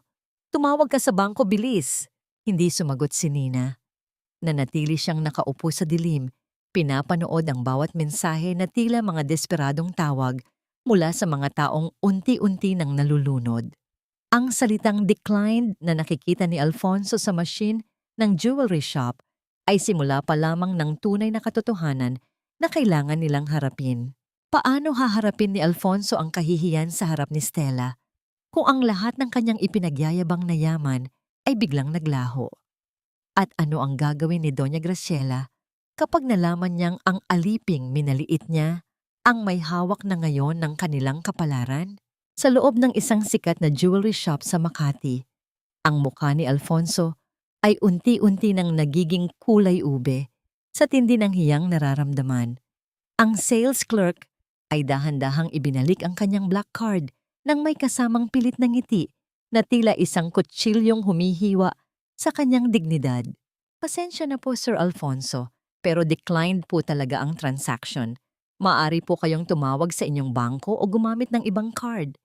Ang malambing ngunit nakakahiyang boses ng empleyado ay umalingaw-ngaw sa buong tindahan, sapat na para marinig ng ibang mga customer na nakasuot ng mga mamahaling hiyas. "Imposible!" Singhal ni Alfonso habang nanginginig ang kanyang mga daliri sa pagkuha ng card. "Subukan mo ulit. Baka sira lang ang machine nyo o mahina ang signal. Hindi pwedeng ma-decline iyan." Sa tabi niya, si Stella ay hindi na mapakali. Ang kanyang mga mata, na kanina ay puno ng kislap habang nakatingin sa kwintas, ay puno na ngayon ng pandidiri. "Ano ba naman ito, Alfonso? Sabi mo ay walang problema sa pera? Pinaghintay mo ako ng 2 oras para lang mapahiya sa harap ng mga taong ito? Nakakahiya ka." "Sandali lang, Stella. May problema lang siguro sa system. Huwag mo na akong idahilan." Putol ni Stella habang padabog na isinusuokbit ang kanyang bag. "Sabi mo ay iba ka sa asawa mo, pero mukhang mas wala ka palang kwenta kaysa sa kanya. Tawagan mo ako kapag may pera ka na talaga." Ang tunog ng marahas na paglakad ni Stella palabas ng shop ay tila ang tunog ng pagguho ng mundo ni Alfonso. Naiwan siyang nakatayo sa gitna ng tindahan, hawak ang card na wala ng silbi habang nararamdaman ang mga mapanghusgang tingin ng mga tao sa paligid. Sa kabilang dako, sa loob ng mansyon ng mga De La Cruz, ang kalmado ng hapon ay binuwawag ng isang sunod-sunod na tawag sa telepono.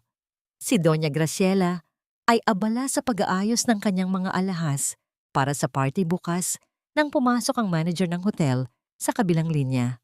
Mrs. De La Cruz, tumatawag po ako dahil tumalbog ang tseke na ibinigay niyo para sa reservation ng ballroom. Ang boses ng manager ay puno ng formalidad, ngunit bakas ang kawalan ng pasensya. Kung hindi po kayo makakapag-deposit ng cash bago mag-alas 5 ng hapon, mapipilitan kaming ibigay ang slot sa ibang kumpanya. Ano? Bounce check? Imposible! Napakaraming pondo ng account na yon. Sigaw ni Graciela habang ang kanyang puso ay nagsisimulang tumibok ng mabilis dahil sa takot. Mabilis niyang kinuha ang kanyang wallet at sinubukang gamitin ang kanyang supplementary card para sa isang online transaction. Ngunit ang tanging lumabas sa screen ay ang pulang salitang, "Card blocked. Contact primary account holder." "Katrina! Alfonso!" Sigaw ni Graciela. Ang kanyang boses ay tila isang sugatang hayop na humihingi ng saklolo. Pumasok si Katrina sa silid, umiiyak at ang makeup ay kalat-kalat na sa kanyang mukha. "Mama, ayaw ibigay sa akin ang bag na ni-reserve ko," sabi ng manager. "Wala raw laman ang account ko. Lahat ng cards ko ayaw gumana." Ang tatlo ay tila mga tau-tauhang nawalan ng tali. Ang kanilang mundo, na itinayo sa ibabaw ng pawis at sakripisyo ni Nina, ay nagsisimula ng magbitak-bitak. Sa huling sandali ng kanilang desperasyon, isa lamang ang pumasok sa kanilang isipan. Ang babaeng palaging naroon para sumalo sa kanila. Ang babaeng inakala nilang hindi marunong lumaban. Si Saturnina. Rito ni Graciela, ang kanyang mga mata ay nanlilisik sa galit. Siya ang may gawa nito. Tara sa patahian niya. Ngayon din, ang mabilis na pag-andar ng kanilang sasakyan patungo sa shop ni Nina ay puno ng galit at sumpa. Nang makarating sila, marahas na itinulak ni Alfonso ang pinto ng patahian. Ang tunog ng pagtama ng pinto sa pader ay umalingaw-ngaw sa buong silid, ngunit sa loob, isang kakaibang eksena ang sumalubong sa kanila. Si Nina ay tahimik na nakaupo sa kanyang lamesa, may hawak na isang tasa ng mainit na kape. Hindi siya nakasuot ng apron at ang kanyang buhok ay maayos na nakatali. Wala ni katiting na takot sa kanyang mga mata nang tingnan niya ang 3 taong tila mga baliw na sumugod sa kanyang harapan. "Saturnina, anong kalokohan ito?" Singhal ni Graciela habang hinahampas ang lamesa ni Nina. "Bakit nakablock ang lahat ng cards namin? Ibalik mo ang pera ng pamilyang ito ngayon din." "Pera ng pamilya?" Ang boses ni Nina ay mahina, ngunit matatag, tila isang malalim na lawa na walang alon. "Hindi ba't sabi niyo, Ma, utang ko sa inyo ang bawat sentimong hawak ko? Ngayon, tinitingnan ko lang kung gaano kalayo ang mararating niyo nang wala ang perang sinasabi niyong sa inyo." "Nina, huwag mo akong subukan," sigaw ni Alfonso habang humahakbang palapit ng may pananakot. "Ibigay mo sa akin ang passwords ng lahat ng accounts. Ngayon din. Kung hindi, pagsisisihan mo ang araw na ito." "Wala na kayong makukuha, Alfonso," sagot ni Nina habang dahan-dahang humihigop ng kape. Ang marahang tunog ng tasa na lumalapag sa lamesa ay tila isang huling hantungan ng kanilang pag-uusap. Lahat ng accounts ay nasa ilalim na ng legal na proteksyon. Ang tanging matitira sa inyo ay ang mga utang na kayo mismo ang gumawa. Sa tindi ng galit, nawalan na ng kontrol si Alfonso. Itinaas niya ang kanyang kamay, ang kanyang mga ugat sa leeg ay naninigas sa pagnanais na saktan ang asawang sa tingin niya ay pag-aari niya. "Walang hiya ka." Bumulusok ang kamay ni Alfonso patungo sa mukha ni Nina. Ngunit bago pa man ito makadapo, isang malakas at matigas na kamay ang sumunggab sa kanyang pulso mula sa likuran.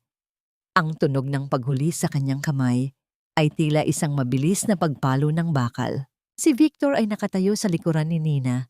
Ang kanyang mga mata ay kasing lamig ng yelo at kasing talim ng katarungan. Ang higpit ng hawak niya sa kamay ni Alfonso ay sapat na para mapaaray ang huli sa sakit. Huwag mong susubukang idapo ang kamay mo sa kanya. Ang boses ni Victor ay parang isang dagundong ng kulog sa gitna ng tahimik na gabi. Dahil sa sandaling gawin mo yan, hindi lang ang pera mo ang mawawala sa'yo. Sisiguraduhin kong sa likod ng rehas ang susunod mong hantungan. Nabitawan ni Alfonso ang kanyang depensa, habang si Graciela at Katrina ay napapaatras sa gulat at takot. Ang kapangyarihang inakala nilang hawak nila ay tuluyan nang nadurog sa harap ng isang lalaking hindi nila kilala, ngunit handang protektahan ang babaeng matagal nilang inalipin. Sino ang lalaking ito sa paningin ng mga De La Cruz? At hanggang saan ang kayang gawin ni Alfonso para mabawi ang kanyang karangyaan bago siya tuluyang lamunin ang sarili niyang mga pagkakamali? Ang ballroom ng Marangyang Hotel ay nababalot ng isang uri ng pilit na kasayahan. Sa kabila ng katotohanang tumalbog ang tseke at hinarang ang lahat ng kanilang accounts, nagawa pa rin ni Doña Graciela na ituloy ang anniversary party sa pamamagitan ng pag-utang ng cash sa kanyang mga kaibigan sa matataas na lipunan, gamit ang pangako na nagkaroon lamang ng aberya sa bangko. Ang amoy ng mga bulaklak sa paligid ay medyo lantana dahil kinuha lamang ang mga ito mula sa isang murang supplier, isang maliit na detalyeng sumisimbolo sa unti-unting pagkabali ng kanilang katayuan. Si Alfonso ay nakatayo sa gitna ng mga bisita, pilit na ngumingiti habang hawak ang isang baso ng alak. Ang kanyang mga mata ay panay ang hanap kay Stella, ngunit ang kabit niya ay hindi nagpakita, tila isang anino na naglaho nang maramdaman ang amoy ng kahirapan. Ang bawat tawa ni Alfonso ay tila isang hungkag na tunog na walang laman. Biglang tumigil ang musika. Ang lahat ng mata ay lumingon sa pintuan ng ballroom. Pumasok si Nina. Hindi siya ang Saturnina na nakasanayan nilang makita. Ang babaeng palaging nakayuko, naka-apron, at amoy pawis mula sa patahian. Suot niya ang isang eleganteng itim na bestida na lapat sa kanyang katawan. Ang kanyang buhok ay maayos na nakastyle at ang kanyang leeg ay pinalalamutian ng isang simpleng kwintas na gawa sa pilak. Ang kanyang bawat hakbang ay puno ng grasya at kapangyarihan, tila isang reynang nagbabalik upang bawiin ang kanyang trono. Sa kanyang tabi, naglalakad si Attorney Victor na ang presensya ay tila isang matibay na pader na nagbibigay ng seguridad kay Nina. Ang tunog ng mga yabag nila sa marmol na sahig ay tila isang martsa ng katarungan. Anong ginagawa mo rito? Ang boses ni Doña Graciela ay pumutol sa katahimikan habang mabilis itong lumalapit, hawak ang mikropono. Wala kang karapatang magpakita rito matapos ang ginawa mo sa pamilya ko. Umakyat si Graciela sa maliit na entablado at itinapat ang mic sa kanyang bibig. Ang kanyang boses ay nanginginig saglit. Mga kaibigan, pasensya na sa istorbo. Ang babaeng nakikita nyo ay isang halimbawa ng kawalan ng utang na loob. Tinanggap namin siya sa aming tahanan kahit isa lamang siyang hamak na katulong. Binigyan namin siya ng pangalan, ngunit ngayon ay ninanakawan niya kami at sinisira ang aming reputasyon. Isang malakas na bulong-bulungan ang bumalot sa bulwagan. Tumingin si Nina kay Graciela nang walang anumang emosyon. Hindi siya sumigaw, hindi siya umiyak. Sa halip, tumango siya kay Victor. Dahan-dahang lumapit si Victor sa control panel ng malaking projector sa entablado. Ang tunog ng pagpindot sa mga switch ay umalingaw-ngaw sa gitna ng nakabibinging katahimikan. Biglang nagliwanag ang malaking screen sa likuran ni Graciela. Sa halip na mga litrato ng masayang pagsasama ni Alfonso at Nina, ang bumungad sa lahat ay ang mga malilinaw na kopya ng bank statements. Ang mga pekeng dokumento ng Loan na may pinitik na pirma ni Nina at ang mga resibo ng condo unit na binili ni Alfonso para kay Stella. Ang pinakahuling lumitaw ay ang isang CCTV footage mula sa opisina ni Alfonso kung saan malinaw na nakita ang pagkuha niya sa mga dokumento ng titulo ng lupa habang wala si Nina. Ang mga bulong ng mga bisita ay nauwi sa malalakas na singhap ng pagkagulat. Ang mukha ni Alfonso ay naging kasing puti ng papel, habang si Graciela ay halos mabitawan ng mikropono. Ito ang katotohanan sa likod ng apelyidong ipinagmamalaki niyo. Ang boses ni Nina ay mahina, ngunit malinaw na narinig sa buong bulwagan dahil sa katahimikan ng lahat. Ang mansyong tinitirhan niyo, ang pagkaing kinakain niyo, at ang luho niyo ay itinayo sa ibabaw ng aking pagod at ninakaw na dangal. Ngunit sa gabing ito, ang handaang ito ay hindi para sa ating anibersaryo, Alfonso. Lumapit si Nina kay Alfonso, na ngayon ay nakatayo na, tila isang estatwa sa gitna ng maraming tao. Dahan-dahang hinawakan ni Nina ang kanyang sariling kamay at hinubad ang kanyang wedding ring. Ang kislap ng ginto sa ilalim ng ilaw ay tila isang huling hantungan ng 10 taon ng pagtitiis. Ihinulog ni Nina ang singsing sa loob ng baso ng alak na hawak ni Alfonso. Ang tunog ng paglubog ng metal sa likido ay tila ang huling tuldok sa kanilang kasaysayan. Ito na ang huling utang na loob ko sa inyo, sabi ni Nina. Ang kanyang mga mata ay nakatingin ng diretso sa mga mata ng asawa. Nabayaran ko na ang lahat. At sa pagkakataong ito, wala na kayong matitirang kahit isang sentimo ng aking pagkatao. Biglang bumukas ang malaking pinto sa dulo ng ballroom. Ang tunog ng marahas na pagpasok ng mga lalaking nakasuot ng uniforme ay bumasag sa huling sandali ng party. 5 miyembro ng mga awtoridad ang mabilis na lumapit sa entablado, may hawak na isang dokumentong may selyo ng korte. Alfonso de la Cruz. Ang boses ng opisyal ay puno ng awtoridad. Mayroon kaming warrant of arrest para sa iyo sa kasong forgery, grand fraud, at illegal transfer of assets. Kailangan mong sumama sa amin sa presinto. Ang tunog ng pag-click ng posa sa mga pulso ni Alfonso ay umalingaw-ngaw sa buong bulwagan. Tila isang masakit na melody na tumapos sa engranding kasinungalingan ng mga De la Cruz. Napaluhod si Graciela sa sahig habang pilit na humahawak sa laylayan ng damit ng mga bisitang unti-unti nang lumalayo at tumatalikod sa kanila ng may pandidiri. Tumalikod si Nina at nagsimulang maglakad palayo. Hindi lumingon kahit isang beses sa likod. Ang bawat hakbang niya palabas ng ballroom ay tila isang paglipad patungo sa isang bagong langit. Ngunit bago siya makalabas, isang tanong ang pumasok sa kanyang isipan. Paano haharapin ni Alfonso ang katotohanang ang taong tinawag niyang Attorney X, ang kanyang lihim na kakampi, ang siya palang nagbigay ng lahat ng ebidensya kay Victor? At handa na ba si Nina para sa huling pagtutuos na magaganap sa loob ng korte? Nakatayo si Nina sa harap ng rehas, ang kanyang mga kamay ay nakalagay sa gilid, matatag at hindi nanginginig. Pinapanood niya ang lalaking minahal niya ng 10 taon, ang lalaking inakalang pag-aari ang kanyang kaluluwa, na ngayon ay nagmamakaawa para sa kanyang kalayaan. Ang bawat salita ni Alfonso ay tila mga tuyong dahon na nililipad ng hangin, walang bigat at walang saysay. Hindi ito isang pagkakamali, Alfonso. Ang boses ni Nina ay mahina, ngunit tila isang hatol ng korte. Ang pagnanakaw sa akin, ang paggamit sa pangalan ko para sa luho mo, at ang pagtataksil mo sa loob ng 10 taon. Iyan ay mga desisyon. Pinili mong wasakin ako, at ngayon, kailangan mong harapin ang bunga ng mga pinili mo. Pero ang pamilya natin, Nina, ang reputasyon ni Mama, sigaw ni Alfonso, habang pilit na inaabot ang laylayan ng damit ni Nina sa pagitan ng mga rehas. Wala na kayong reputasyon na dapat pangalagaan, sagot ni Nina. Sa labas ng presinto, ang katotohanan ay mas malupit pa kaysa sa loob ng selda.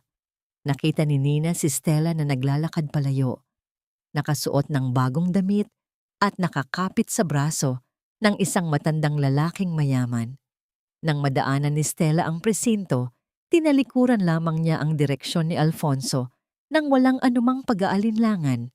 Ang pag-ibig na ipinagpalit ni Alfonso sa kanyang asawa ay naglaho na parang bula nang mawala ang perang nagpapanatili rito. Samantala, sa loob ng kanilang dating mansyon na ngayon ay binabawi na ng bangko, si Doña Graciela ay nakaupo sa sahig sa gitna ng mga nakakalat na kahon. Ang lahat ng kanyang mga kaibigan sa matataas na lipunan ay biglang naglaho, tila mga aninong nawala ng mamatayang ilaw. Ang bawat tawag niya sa telepono para humingi ng tulong ay nauuwi sa pagtanggi o sa nakabibinging katahimikan. Ang hiya na palagi niyang ginagamit para saktan si Nina ay ngayon ay naging isang malaking kumot na bumabalot sa kanya. Napilitan siyang lumipat sa isang maliit na paupahang kwarto sa isang gilid ng kalsada. Ang babaeng dati ay naguutos sa mga katulong ay ngayon ay kailangang maglaba ng sarili niyang mga damit at kumain ng tuyong isda para lamang mabuhay. Si Katrina naman ay umalis bitbit ang lahat ng kanyang mga gamit. Hindi man lang nilingon ang kanyang ina, tila isang ibon na lumipad palayo nang masunog ang pugad. Bumalik ang tingin ni Nina kay Alfonso. Nakita niya ang isang taong hindi na niya kilala. Ang galit na dati ay nagpapainit sa kanyang dibdib ay napalitan na ng isang malalim na katahimikan.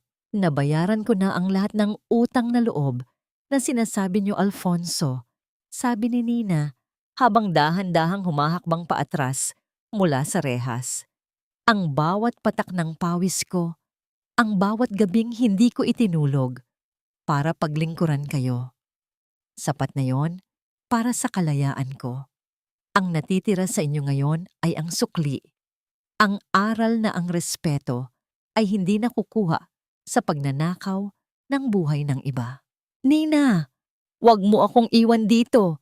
Nina! Ang desperadong sigaw ni Alfonso ay umalingaw-ngaw sa buong pasilyo ng presinto. Ngunit hindi na lumingon si Nina. Ang bawat hakbang niya palabas ng gusali ay tila isang pagtanggal ng mabibigat na kadena sa kanyang mga paa. Nang lumabas siya sa malaking pinto, ang liwanag ng araw ay tumama ng husto sa kanyang mukha, tila isang mainit na yakap ng langit. Ang tunog ng mga sasakyan at ang ingay ng lungsod ay hindi na tila isang banta, kundi isang awit ng pagsisimula. Nakasandal sa kanyang itim na kotse si Victor. May hawak na isang tangkay ng paborito niyang bulaklak na dilaw na rosas, ang kulay ng pag-asa at bagong simula. Ang kislap sa mga mata ni Victor habang pinapanood si Nina ay puno ng paghanga at isang uri ng pangakong hindi na kailangang bigkasin. Handa ka na bang umuwi, Nina? Tanong ni Victor. Ang kanyang boses ay parang isang kalmadong dalampasigan pagkatapos ng isang napakalakas na bagyo. Handa na ako, Victor. Sagot ni Nina nang may ngiti na abot hanggang sa kanyang mga mata. Pero hindi sa lumang bahay. Handa na akong umuwi sa sarili kong buhay. Sumakay si Nina sa sasakyan at habang dahan-dahang lumalayo ang presinto sa kanyang paningin, naramdaman niya ang huling hibla ng pait na tuluyan ng naputol. Ang hustisya ay hindi lamang nakuha sa loob ng korte, kundi sa loob ng kanyang sariling puso na natutong muling tumibok ng walang takot.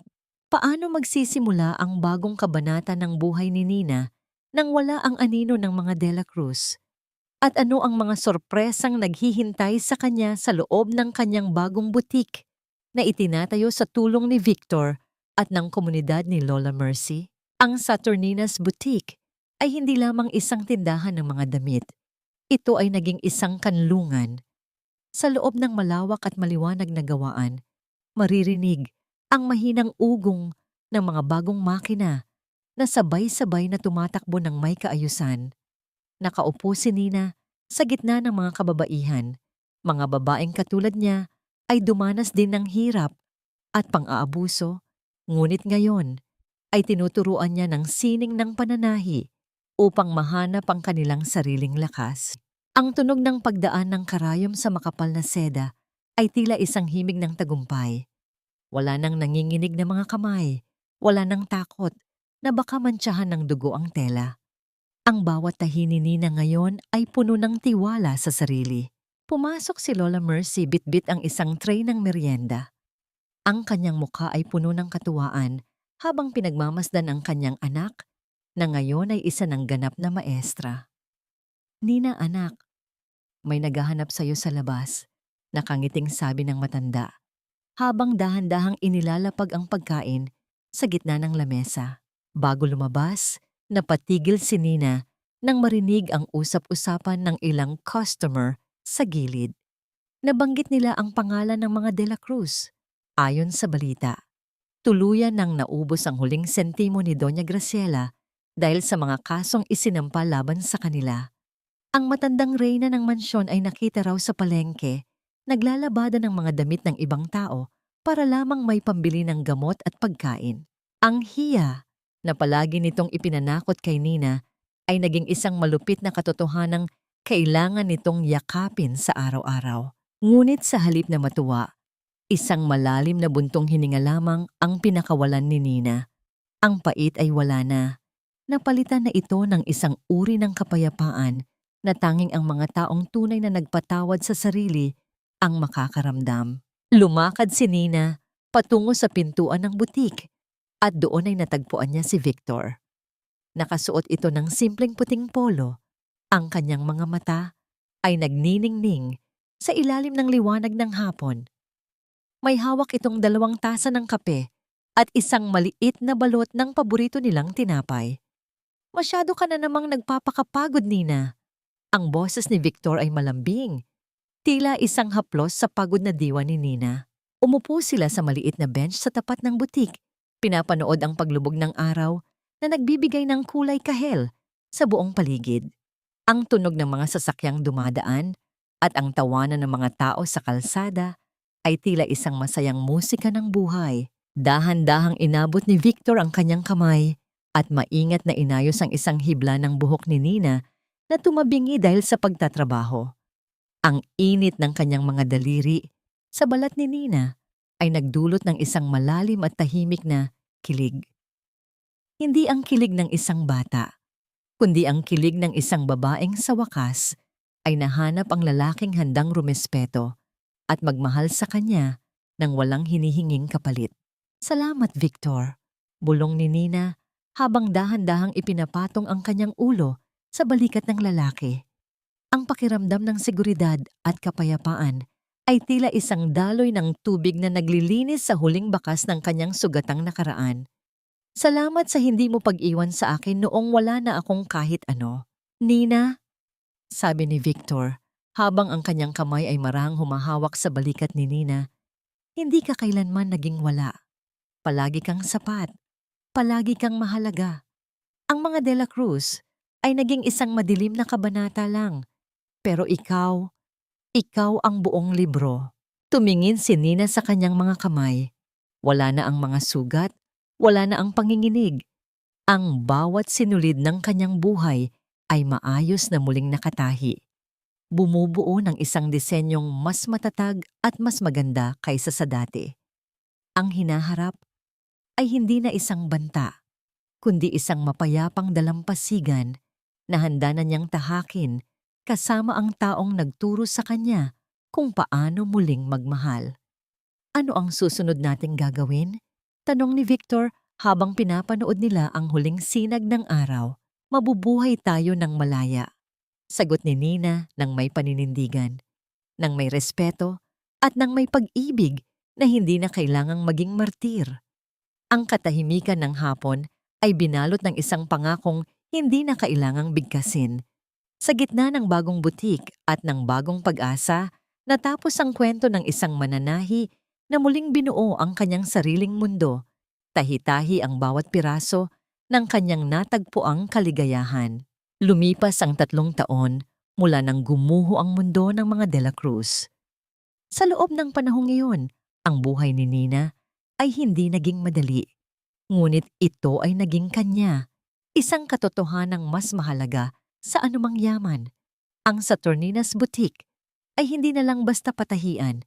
Ito ay naging isang tanyag na pangalan sa industriya. Kilala hindi dahil sa mamahaling tela, kundi dahil sa bawat tahi na may kalakip na dignidad at respeto. Madalas maitanong ng mga tao kung napatawad na ba ni Nina sina Alfonso at Doña Graciela. Sa tuwing maririnig niya ang mga balitang si Alfonso, ay nagdurusa pa rin sa loob ng selda at si Graciela ay tumatandang mag-isa sa hirap. Wala siyang nararamdamang galak.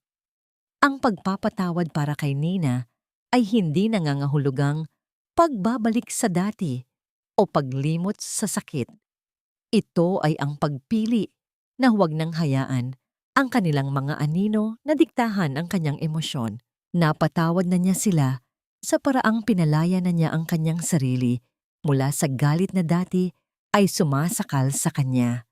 Sila ay bahagi na lamang ng isang kabanatang tapos na, mga guhit sa papel na wala ng tinta. Nahanap ni Nina ang tunay na kapayapaan hindi sa dami ng kanyang mga customer, kundi sa katahimikan ng kanyang gabi. Wala na ang takot sa bawat yabag sa hagdanan. Wala na ang kaba sa bawat notification ng bank account. Ang kapayapaang nahanap niya ay ang uri na nanggagaling sa pag-alam na kaya niyang tumayo sa sarili niyang mga paa. At sa gitna ng kapayapaang ito, nananatili si Victor sa kanyang tabi. Ang pag-ibig nila ay hindi maingay na parang handaan ng mga De La Cruz. Ito ay parang isang kalmadong dalampasigan na laging may naghihintay na init at proteksyon. Isang hapon, habang nag-aayos si Nina ng mga bagong disenyo, pumasok si Victor sa butik. Hindi ito nagsalita, ngunit ang kislap sa kanyang mga mata ay sapat na para malaman ni Nina ang mensahe nito. May inilabas si Victor na isang maliit na kahon. Nang buksan ito ni Nina, nakita niya ang isang simpleng kwintas na may pendant na hugis ng isang maliit na karayom at sinulid. Para saan ito? Tanong ni Nina nang may halong kilig at saya. Isang paalala. Sagot ni Victor habang dahan-dahang isinusuot ang kwintas sa leeg ni Nina. Ang malamig na haplos ng metal sa kanyang balat ay tila isang bagong selyo ng pag-ibig. Paalala na ikaw ang mananahi ng sarili mong tadhana. At hinding-hindi ko hahayaang mapatid muli ang sinulid na nag-uugnay sa atin. Isang tapat na haplos ang iniwan ni Victor sa noo ni Nina bago sila magkatitigan ng may malalim na pag-unawa. Sa sandaling iyon, ang huling bakas ng pagiging martir ay tuluyan ng naglaho. Ang aral na iniwan ni Nina sa bawat babaeng nakikinig sa kanyang kwento ay simple ngunit makapangyarihan. Ang totoong pagmamahal ay hindi kailanman nangangailangan ng pagkawasak ng iyong sarili.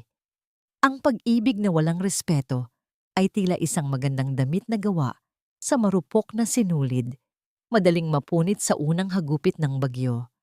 At higit sa lahat, ang isang babaeng may kontrol sa kanyang sariling kakayahan at pananalapi ay hindi kailanman magiging alipin ng sino mang nagnanais na siya ay maliitin. Habang dahan-dahang lumulubog ang araw, naglalakad palayo ang dalawa sa butik. Magkahawak kamay sa gitna ng liwanag. Ang buhay ni Nina ay hindi na isang trahedya ng pagsasakripisyo, kundi isang obra maestra ng muling pagbangon.